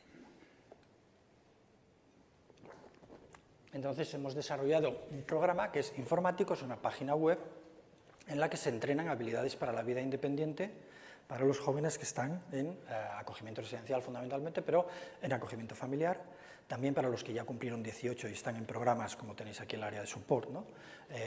Que son ya de extutelados. Incluso estamos trabajándolo también en algún centro de medidas penales, porque nos lo han pedido, vaya. Bueno, ¿qué es el Planea? Programa de habilidades para la vida diaria y la independencia a partir de 14 años, pero fundamentalmente 16. Recordad que en la ley dice que los apoyos a la transición a la vida adulta se darán después de los 18 y se les preparará desde los 16. Lo de después de los 18 lo ha entendido casi todo el mundo, lo de preparar desde los 16 ya es otra cosa, más confusa, muy confusa. Al final, ¿quién lo hace y cómo lo hace? Bueno, al menos hay un instrumento que permite ir haciendo eso. Nosotros lo hemos rebajado a los 14 porque hay contenidos aquí que se pueden trabajar bien a los 14. Esto no es un curso de 40 lecciones. Son 280 actividades y tú empiezas por donde te parezca oportuno, por eso de la zona del desarrollo próximo, por eso de los intereses, ¿no? La individualidad. Bueno, lo que hemos cambiado con respecto a la Umbrella es el formato, no me entretengo mucho con eso. ¿Qué intentamos? Que adquieran habilidades básicas los jóvenes, que trabajen en red de apoyo, van a ir conociendo lugares, van a visitar recursos, formación y empleo, conocer ese ámbito y lo que hay que conocer de ello para facilitar la búsqueda de empleo, los recursos comunitarios, participación, autoestima, planificación de un nuevo hogar, satisfacción de necesidades básicas, etc. Me interesa mucho destacar esto, y volvemos a Bronfenbrenner, ¿no? Ya el Umbrella tenía una cosa importante. Esto no es para que los chicos lo hagan ellos solos, lo pueden hacer en el móvil, está adaptado para trabajar en el móvil las actividades, o en una tablet o el ordenador. Pero siempre con los educadores. Cuando digo siempre, quiero decir, ellos pueden estar haciendo una actividad, pero luego la tienen que trabajar el resultado con los educadores. Entonces se genera un espacio de confianza y de trabajo común, que es lo que es realmente educativo. Ya os anticipo una cosa importante, y diréis, vaya faena, el Planea no enseña nada, solo pregunta. Es decir, que te manda... ¿Cómo funciona una tarjeta de crédito? Mira, vas a ir a una entidad bancaria y vas a pedirles qué tipo de tarjetas tienen, cuánto cuestan y a quién se las pueden dar y qué condiciones. Y entonces, como se puede hacer en grupo, pueden ir uno a la Caixa, otro puede ir a otra entidad, y cuando vienen se ven las diferencias, cuánto te cobran o no te cobran, o si te la dan o no. Y eso con el educador, que hablará de su experiencia y de cuánto le cobran a él también, y estará compartiendo con ellos algo que le afecta también. Esa es la manera de trabajar. ¿de acuerdo? Entonces, hace preguntas, buscas información, traes información, la trabajamos con el educador, ¿vale? Hay una aplicación informática de un grupo holandés que es muy parecido a esto, pero lo que hacen ellos en esa aplicación informática es darte toda la información. ¿Qué hace falta para una tarjeta de crédito? Según las entidades, o sea, tú pinchas y tienes toda la información. Esto es más educativo, ¿no? Y les promueve que tengan que moverse, porque es lo que les va a tocar cuando cumplan los 18 años. Bueno, entonces, tenemos 9 áreas con 68 secciones, yo creo que son más de 200 actividades las que hay, de reflexionar, de investigar, de hacer role-playing con el educador, de buscar, incluso tenemos un Google Maps donde pueden ir situando los recursos que necesitan, etc., ¿no? Y este es el aspecto que tiene cuando un chico entra. Primero, nosotros damos de alta un hogar de acogida. El hogar da de alta a los educadores que van a necesitar la herramienta. El educador invita a los chicos y chicas y si aceptan, les da de alta. El educador entra en la aplicación y les va planteando tareas. De todas estas áreas que tenemos, no hay un orden, puede empezar por donde quiera. Por las relaciones sociales, por los bancos, la economía, por qué es una familia, por el currículum para un empleo, por donde quiera. Los chicos, cuando entran, van a encontrar estos cuadrados. Este tiene 4, ¿no? Lo normal es que tenga uno solo. Aquí veis la barra de las tareas que va haciendo y el chico va viendo todo lo que va desarrollando, ¿no? En autonomía, pues va a cocinar, limpiar, lavar la ropa, pues le va poniendo una serie de tareas para que vayan haciendo. Y las áreas las tenéis aquí: salud, familia y relaciones, estudios, conseguir trabajo, manejar dinero, ciudadanía, identidad, desarrollar autonomía, preparando mi casa y crecimiento personal. Hemos metido cosas de autocuidado psicológico, ahí al final ha quedado una cosa bastante interesante. Es decir, que lo ha desarrollado sobre todo mi compañera Laura García Alba, que ha hecho un trabajo, llevamos con estos 7 años y ahora ya ha visto la luz desde hace un par de años que lo hemos estado pilotando, ¿no? Pues por ejemplo, en salud, alimentación, ejercicio, higiene, sustancias, educación afectivo-sexual, asistencia sanitaria, farmacia, que son las recetas, cómo funcionan, etcétera, ¿no?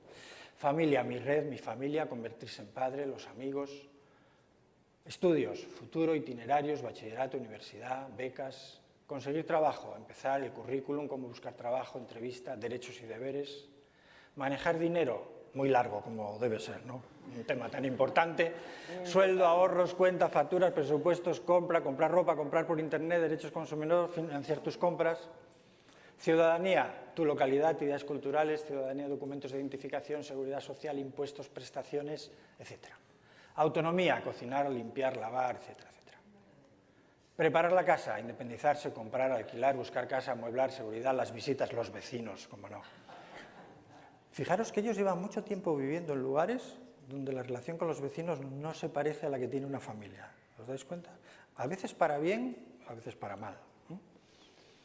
Tampoco han tenido, fijaros que cuando estamos viviendo en las familias y viene una visita y hay como un protocolo, ¿no? Tomar algo, tal, atiendes a una visita. Eso en los hogares de acogida no es tan habitual, ¿vale? Si a veces vienen visitas para los educadores o alguien, pues le invitas a un café, pero estás en la sala de educadores. No están viviendo ellos esa parte de cómo se recibe a alguien. Y a veces, ¿cómo acaban recibiendo a un amigo que no tiene dónde vivir? Pues lo meten en su habitación y lo dejan allá vivir hasta que tienen que echarlo, ¿no? Bueno. En fin, cosas importantes de los principios, os voy a resaltar 2. La participación, lógicamente, de chicos y chicas en ir creando sus propias actividades, crear ese espacio de relación y de vínculo que nos hace tanta falta siempre, ser muy flexible, se puede empezar por muchos sitios, y bueno, las opiniones que hemos ido recabando cuando hemos hecho la evaluación, pues decía algún educador, he visto cómo ha tenido que moverse en actividades que antes no hacía, por ejemplo, pedir cita al médico, preguntar por el precio del transporte. El modo en que está planteado favorece la autonomía. Los chicos dicen, porque estos años me han estado haciendo las cosas y este tipo de ejercicios me ha ayudado a aprender cómo hacerlas, porque me hace buscar información que no me habría planteado anteriormente. Yo todavía hace poco, viendo un vídeo de chicos y chicas extutelados, no recuerdo ahora en qué comunidad era, y decía, bueno, es que hemos tenido que empezar ahora, después de hacer cosas que nunca habíamos hecho, como freír un huevo, prepararnos. Pero todavía estamos así, de verdad, que alguien sale de un hogar de acogida y no ha hecho todavía, ¿no?, sus platos y sus cosas. Bueno, pues este es el Planea, y ahí estamos trabajándolo. Ya se implantó en Castilla-La Mancha, que fue quien lo financió durante todos esos años, pues un programa de muchísimo coste informático y de creatividad, y ahora ya lo tenemos disponible y lo vamos extendiendo por ahí. Pues nada, gracias por vuestra atención. Ahí tenéis la página web del grupo, que se acaba de abrir después de estar parada varios meses, que estaba hecha un desastre, y pues grupojifi.es, tenéis información sobre proyectos, publicaciones y cosas, ¿de acuerdo? Y nada, pues muchas gracias por vuestra atención.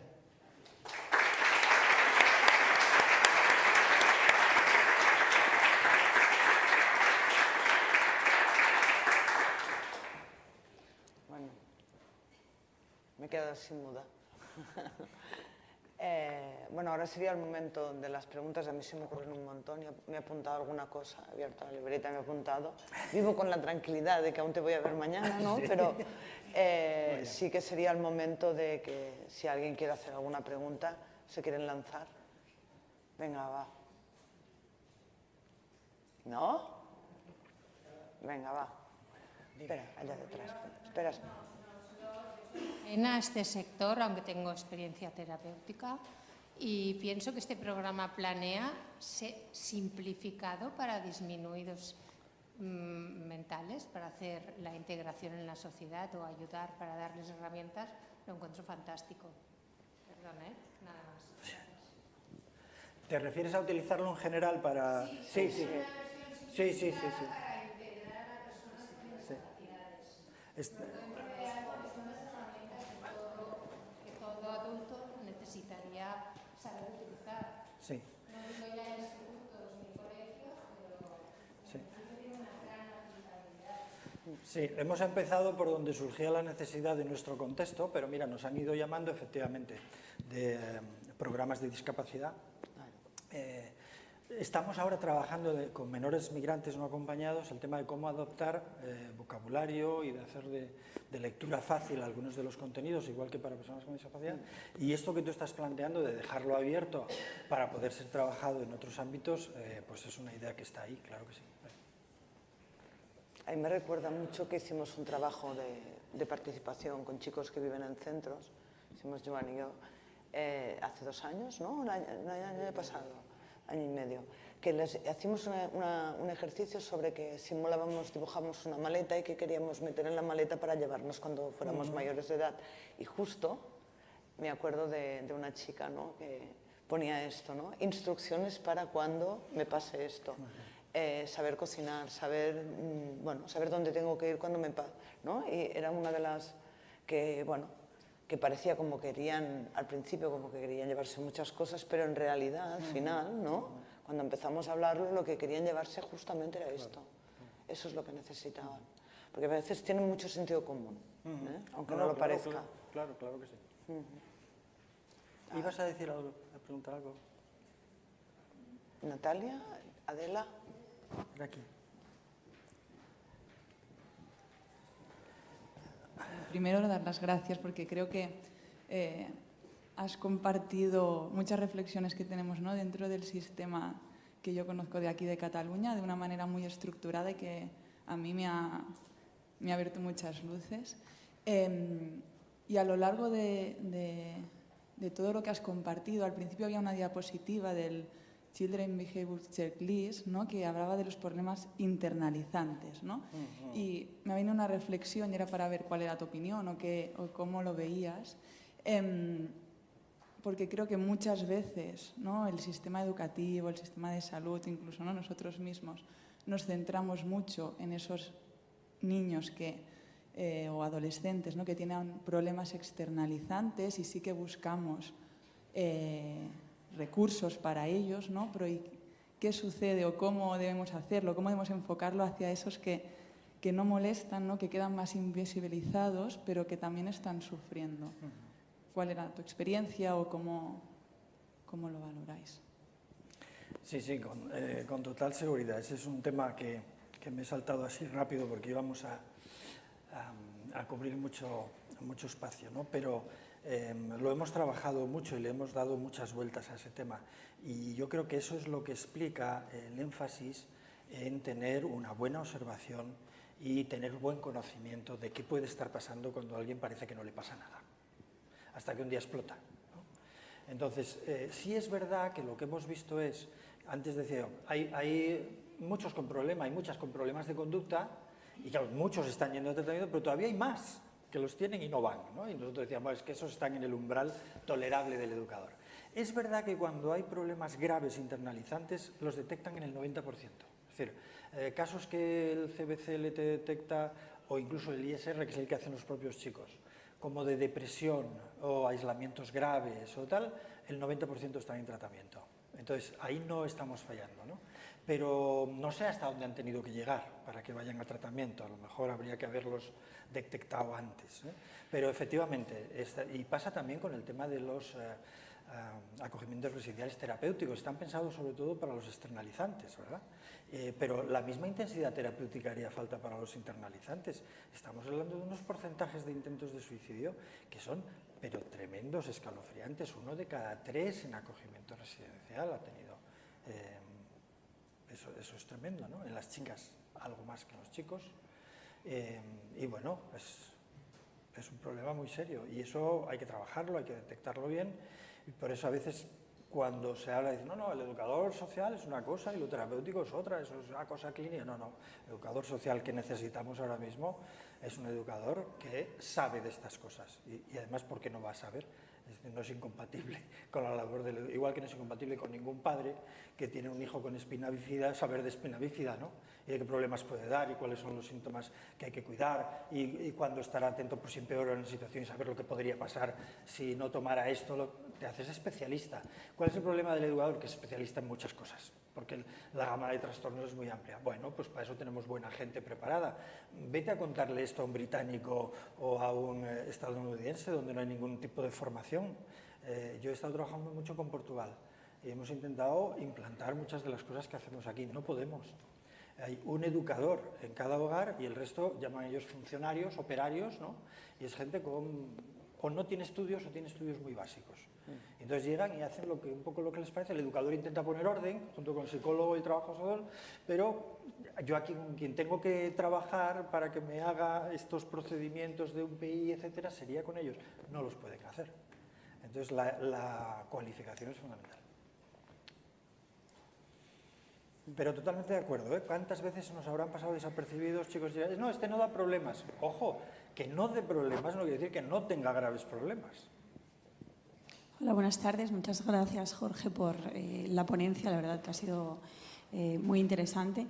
A mí me surgía la duda si desde el grupo de investigación tenéis margen a también poder estudiar o poder valorar cuál es el impacto de esta incorporación de estándares de calidad. En concreto, el programa, por ejemplo, CARE, en la organización me ha gustado lo que comentabas, ¿no? Que es una implantación a nivel organizacional, no de los profesionales.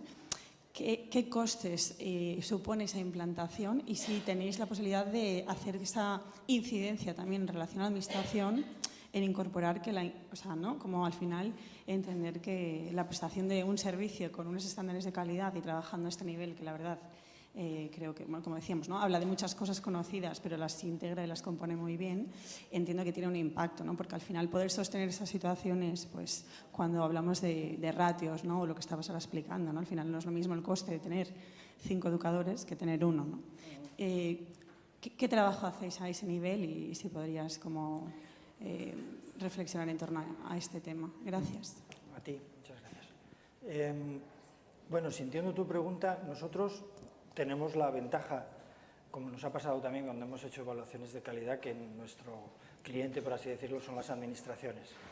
Entonces damos, por supuesto, el interés que hay en hacer una evaluación. La última que hemos hecho en una comunidad autónoma, pues estamos haciendo ahora otra, y es en una comunidad autónoma, y evaluamos los hogares que hay allí, ¿no? Y en ese sentido, bueno, pues tenemos un receptor ávido de poner en marcha luego las recomendaciones. Con el tema del CARE, ha sido el Gobierno de Cantabria el que ha propuesto implantar esto y el que ha tirado de los fondos europeos, afortunadamente ahí estaban, ¿no? Y los ha comprometido para 5 años, cosa que tiene un mérito extraordinario, ¿no? Porque el coste inicial es grande. La gente de Nueva York está aquí cada 2x3, porque trabaja con nosotros y vamos con traductor en las formaciones. Queremos que la formación la den ellos como la dan en otros países, aunque hay módulos que luego hemos visto que los llevamos impartiendo nosotros, ¿no?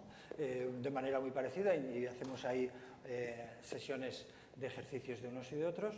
Y bueno, pero tiene un coste elevado el hacerlo, pero tampoco es un coste desmesurado. Estamos hablando del orden de 150.000 euros para los 3 primeros años, para 7 centros de acogida, y luego el escalarlo al resto de centros de Cantabria tiene un coste muchísimo menor, porque ya nosotros seríamos los implementadores del KER después de 3 años.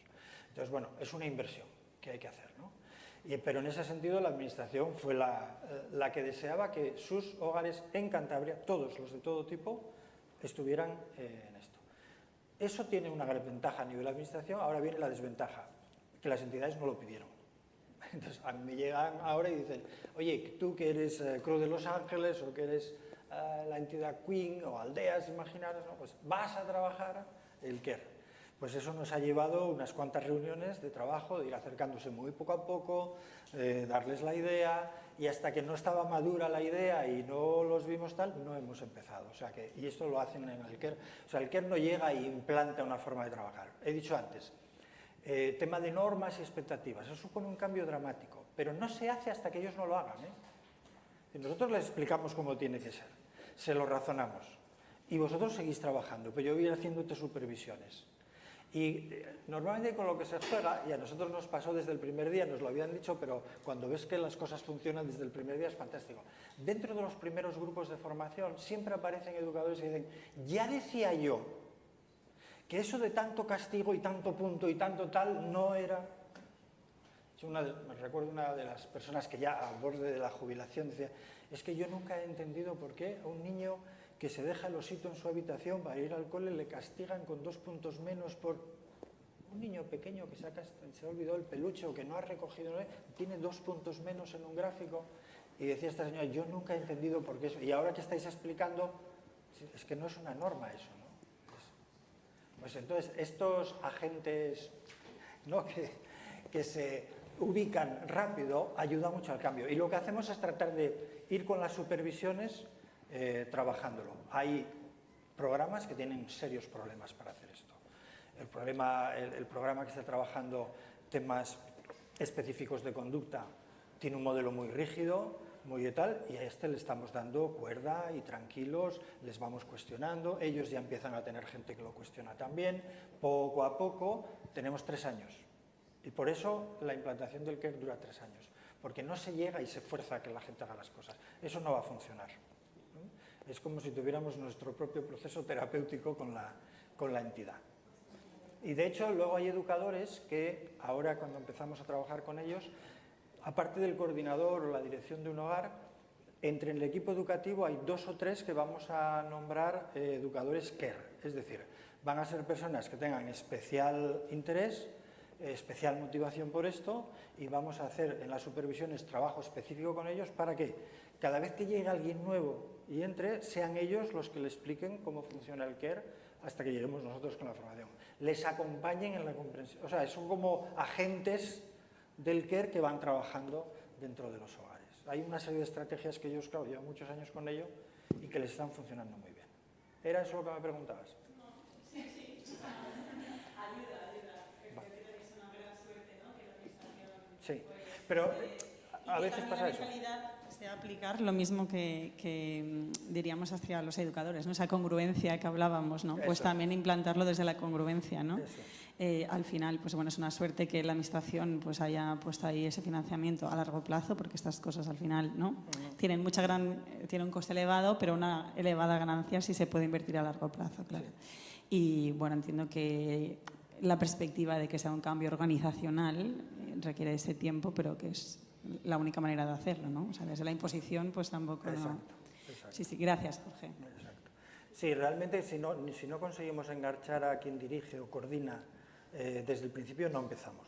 O sea, eso tiene que estar así de claro. No podemos ir contracorriente, ¿no?, de quien dirige. Hola, buenas tardes. Muchísimas gracias por la conferencia. Y a mí me pasaba como aquella educadora que decías que en algún equipo decía, ya lo decía yo, ¿no? A ver, yo desde mi lugar de trabajo y desde la entidad que represento, la verdad es que ninguno de los principios que has nombrado en el CARE nos resulta ajeno, ¿no? Forman parte del modelo y tal. Pero me parece muy interesante, primero, la conjunción, después que no sea la intuición, el estudio de unas profesionales, sino que sea un modelo altamente investigado, con evidencias muy claras de resultados diferentes, ¿no?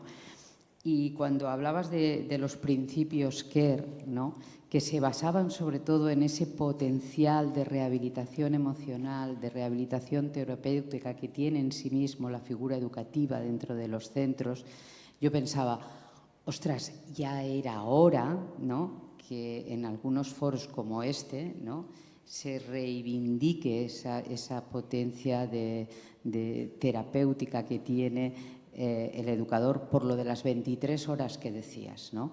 Porque realmente lo que para un niño le rehabilita emocionalmente no es el hecho de ir a hacer terapia, que a veces es necesario, sino que el educador, la educadora, sea un portador de ese contenido que ha habido en la terapia.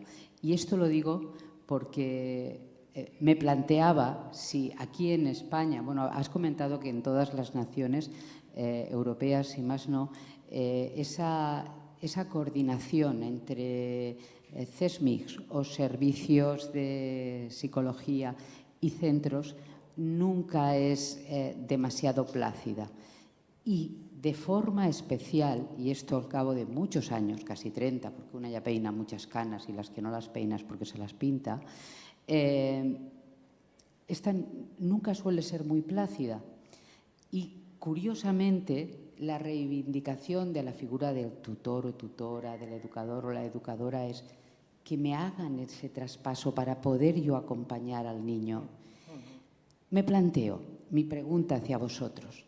En esta implantación del CARE, sobre todo cuando hay niños, y habéis visto y has dicho, acuden a tratamientos psicoterapéuticos, creo que has dicho un 51 y tendrían que ser un 61. Bien, o sea, es una proporción alta, ¿no? Por tanto, ese es un elemento desde esta perspectiva ecológica importante. ¿Os planteáis desde el CARE hacer algún tipo de actuación para fomentar este diálogo, esta coordinación, este trabajo en común con estos servicios psicológicos? Y por otra parte, también se has nombrado dentro de esta perspectiva la escolaridad, la formación, ¿no?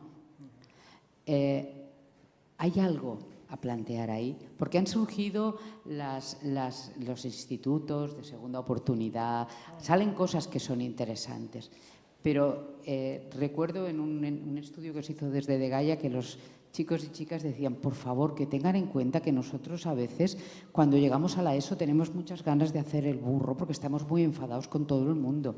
Y luego, cuando queremos reengancharnos, ya es demasiado tarde y no se tiene en cuenta nuestra situación. Simplemente es, aparte de felicitarte por traernos este modelo y todos estos elementos, la idea esta. Si en este trabajo ecológico que implica los servicios psicológicos, los servicios educativos, formativos, hay algo planteado para poder trabajar de una forma más interdepartamental.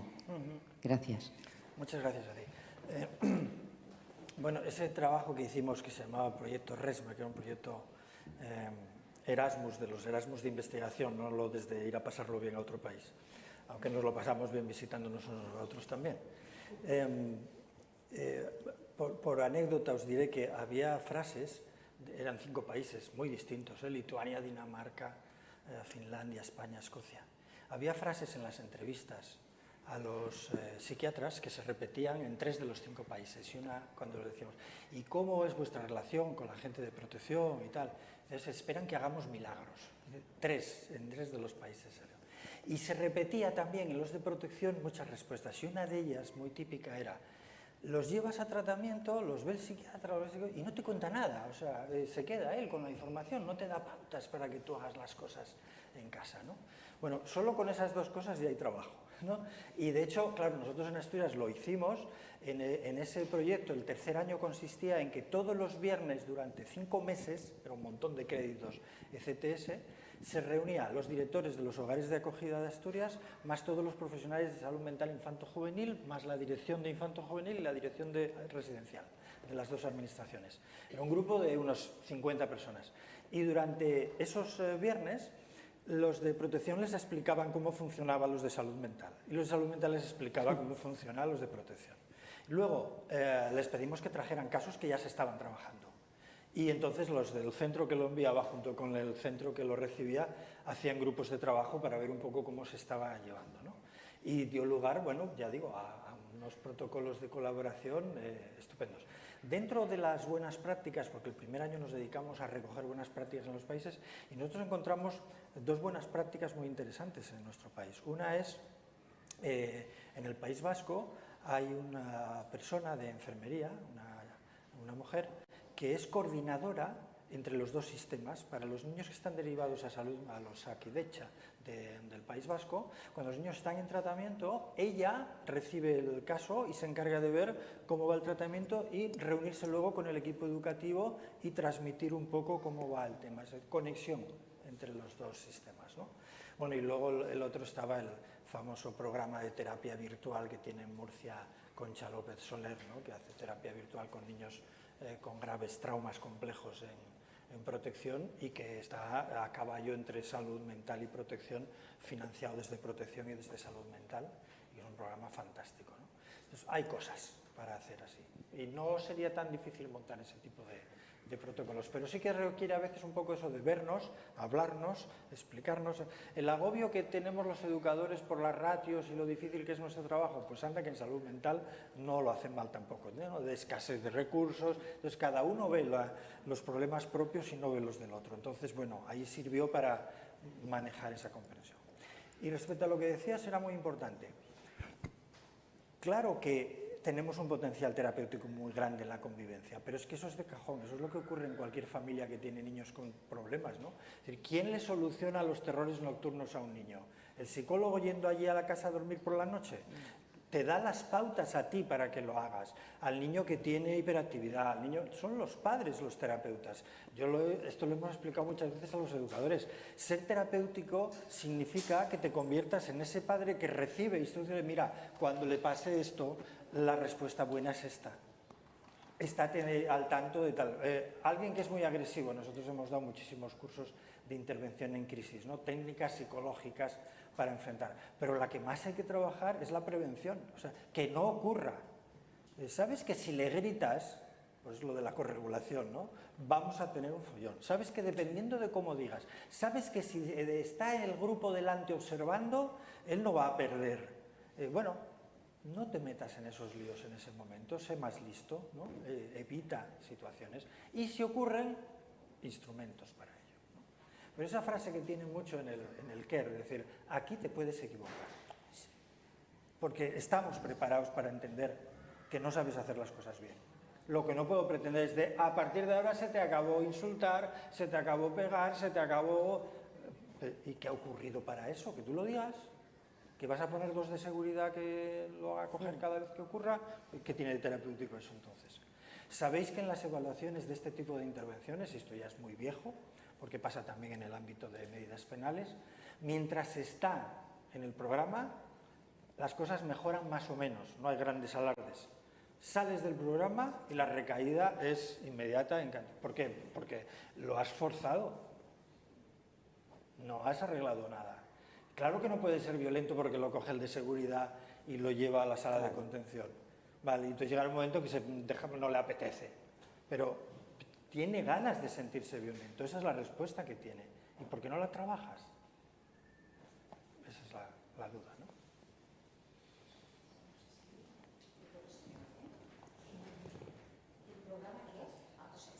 Gracias, sobre todo gracias por la claridad de la exposición.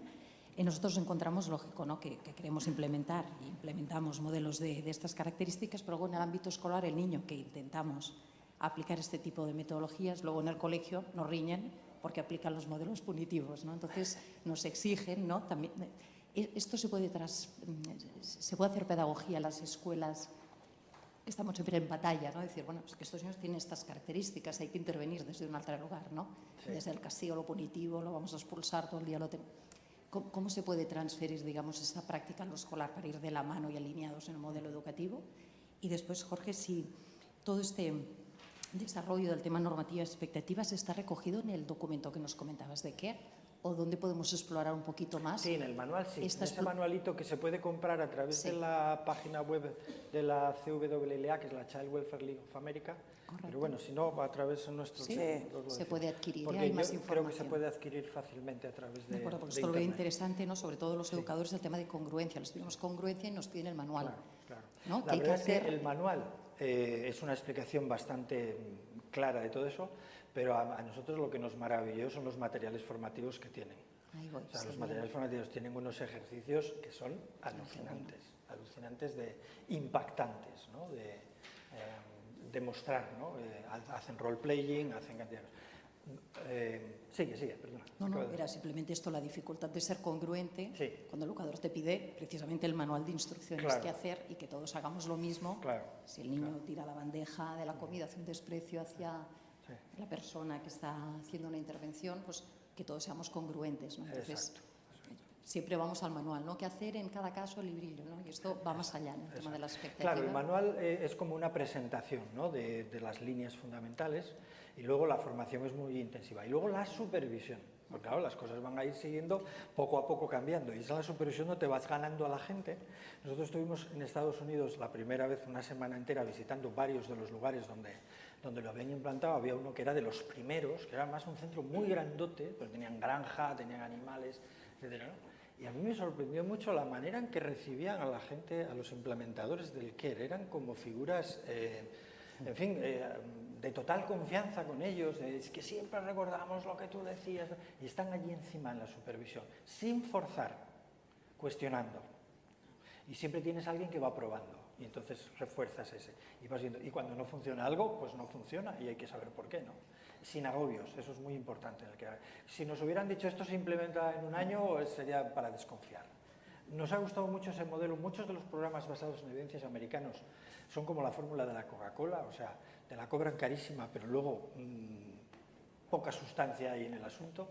Este modelo no es así, ¿no? Es un modelo que se satisface mucho viendo crecer el modelo en muchos sitios de una manera muy razonable.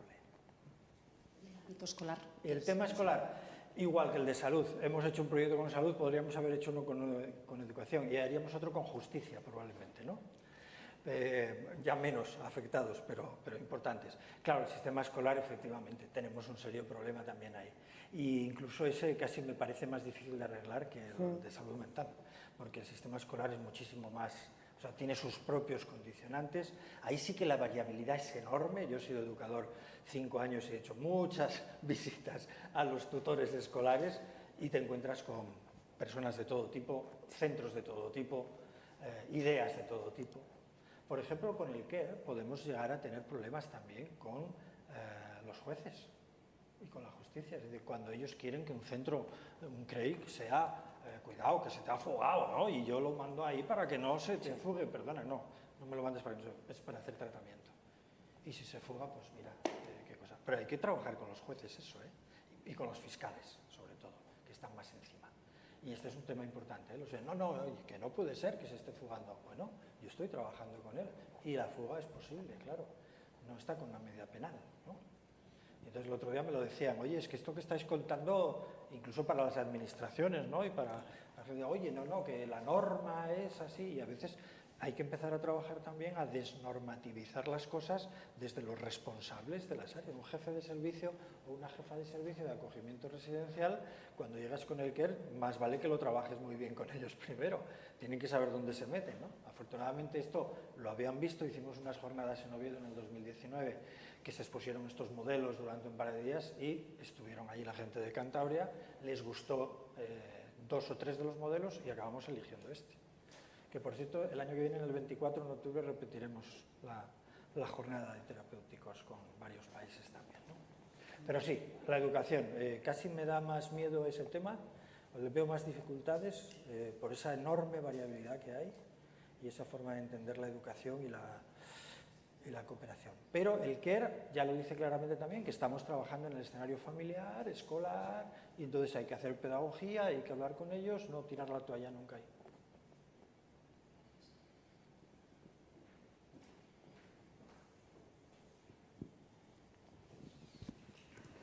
Solamente quería hacer un pequeño apunte en relación al último que has comentado de los jueces y de los fiscales.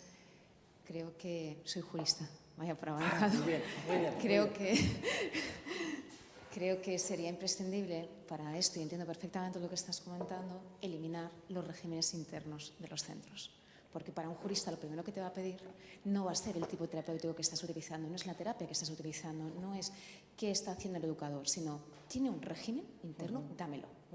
No va a tener en cuenta ese trabajo, no va a tener en cuenta el contexto del niño o de la niña, el interés superior, sino qué está haciendo. Correcto. ¿Esto está tipificado? ¿Es una falta? ¿Qué se le está sancionando? Eso, los juristas, en este tipo de casos va a ser lo primero, va a ser donde vas a centrar el foco. Entonces, creo, y lo hago como jurista, con todo lo que implica, que sería imprescindible para poder tener en cuenta este modelo la eliminación o en hacer entender el contexto completo de este régimen, porque si no lo que vamos a equipararlo con el de menores infractores. Correcto. Y no son niños y niñas, son menores de edad con trastornos que tienen que ser tratados con unas terapias concretas y con un conjunto de conductas propias de sus trastornos. Entonces, simplemente como pequeño apunte, Sí, no, coincido contigo. Perfecto. En la necesidad Perfecto. de eliminación de esos regímenes o de justificar muy bien a un jurista que este régimen es solamente de una cosa, pero que la motivación principal es la terapia. Y en todo caso, si no es eliminar la palabra, habría que revisar esos regímenes. Es decir, tiene que haber un régimen que dé seguridad, que dé orden, que dé ciertas garantías, hasta procesales, etc. Pero otra cosa es el listado de todas las conductas negativas y cuando tienes 24 horas de contención o 12 o 6... Es que parece que estás haciendo un listado de conductas punibles. Claro, exacto. No sé si me explico. Sí. Entonces, todo es negativo y todo va a ser jurídicamente penado o penalizado, ¿no? Nada en positivo. Y sí, estoy de acuerdo contigo que quizá sea cambiarle el concepto y el contenido y la forma y el objetivo. Claro. Por eso yo llevo muchos años con esta insistencia en por favor, llamémoslos terapéuticos, que ya salimos todos de dudas. No es de cumplimiento de medidas penales, no es ni de baja ni de alta intensidad. Todos trabajamos en alta intensidad. En los otros hogares hay que trabajar con alta intensidad o es más baja. No, lo que pasa es que cambia el contexto, cambia la problemática, la intensidad es alta. Hay que llegar hasta donde hay que llegar en todos. ¿Qué es lo que define estos que aparecen en la ley como específicos de problemas de conducta? Que son terapéuticos, llamémoslos así. No etiquetemos, ¿no?, al que viene, sino etiquetemos con la finalidad. Y la finalidad es para hacer tratamiento terapéutico en un contexto de 23 horas, ¿no?, donde vamos a tener mucho trabajo terapéutico a todas las horas del día. Esa es la parte de definir las cosas bien.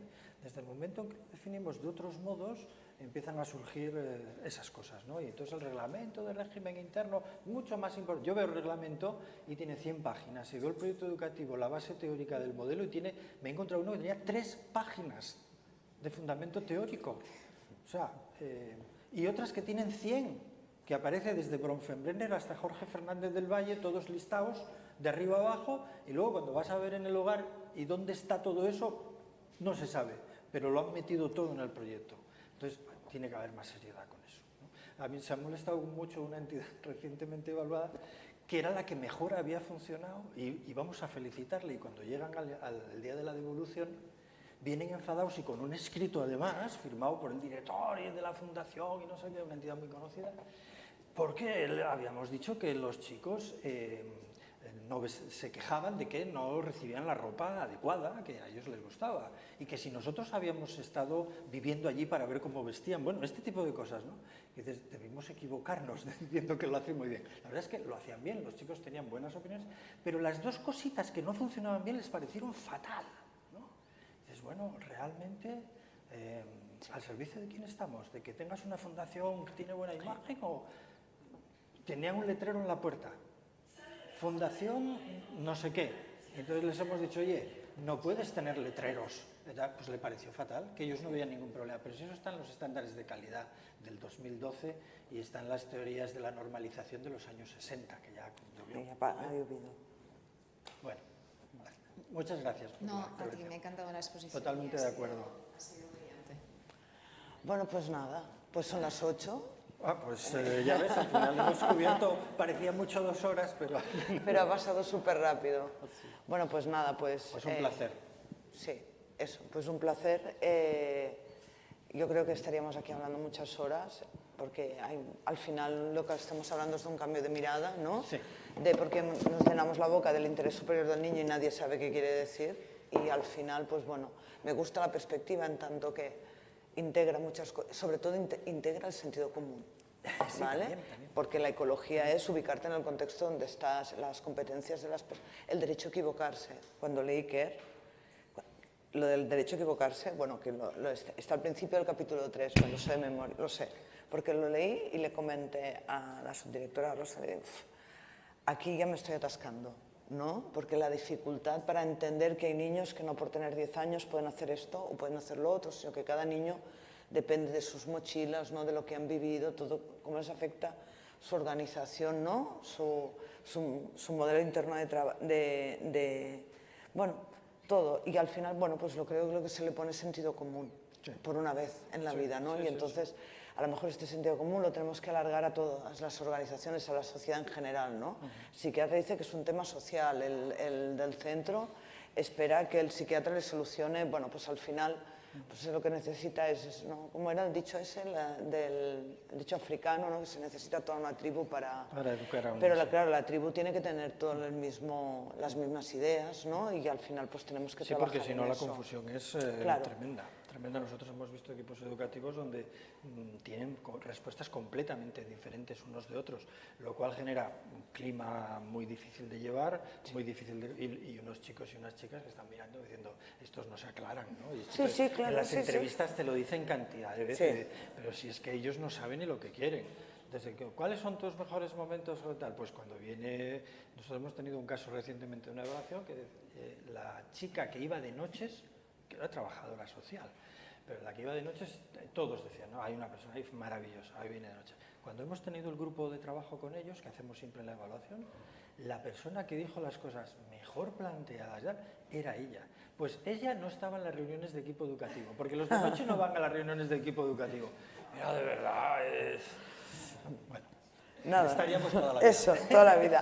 Pues nada, pues Muchas muchas gracias a todos. Gracias.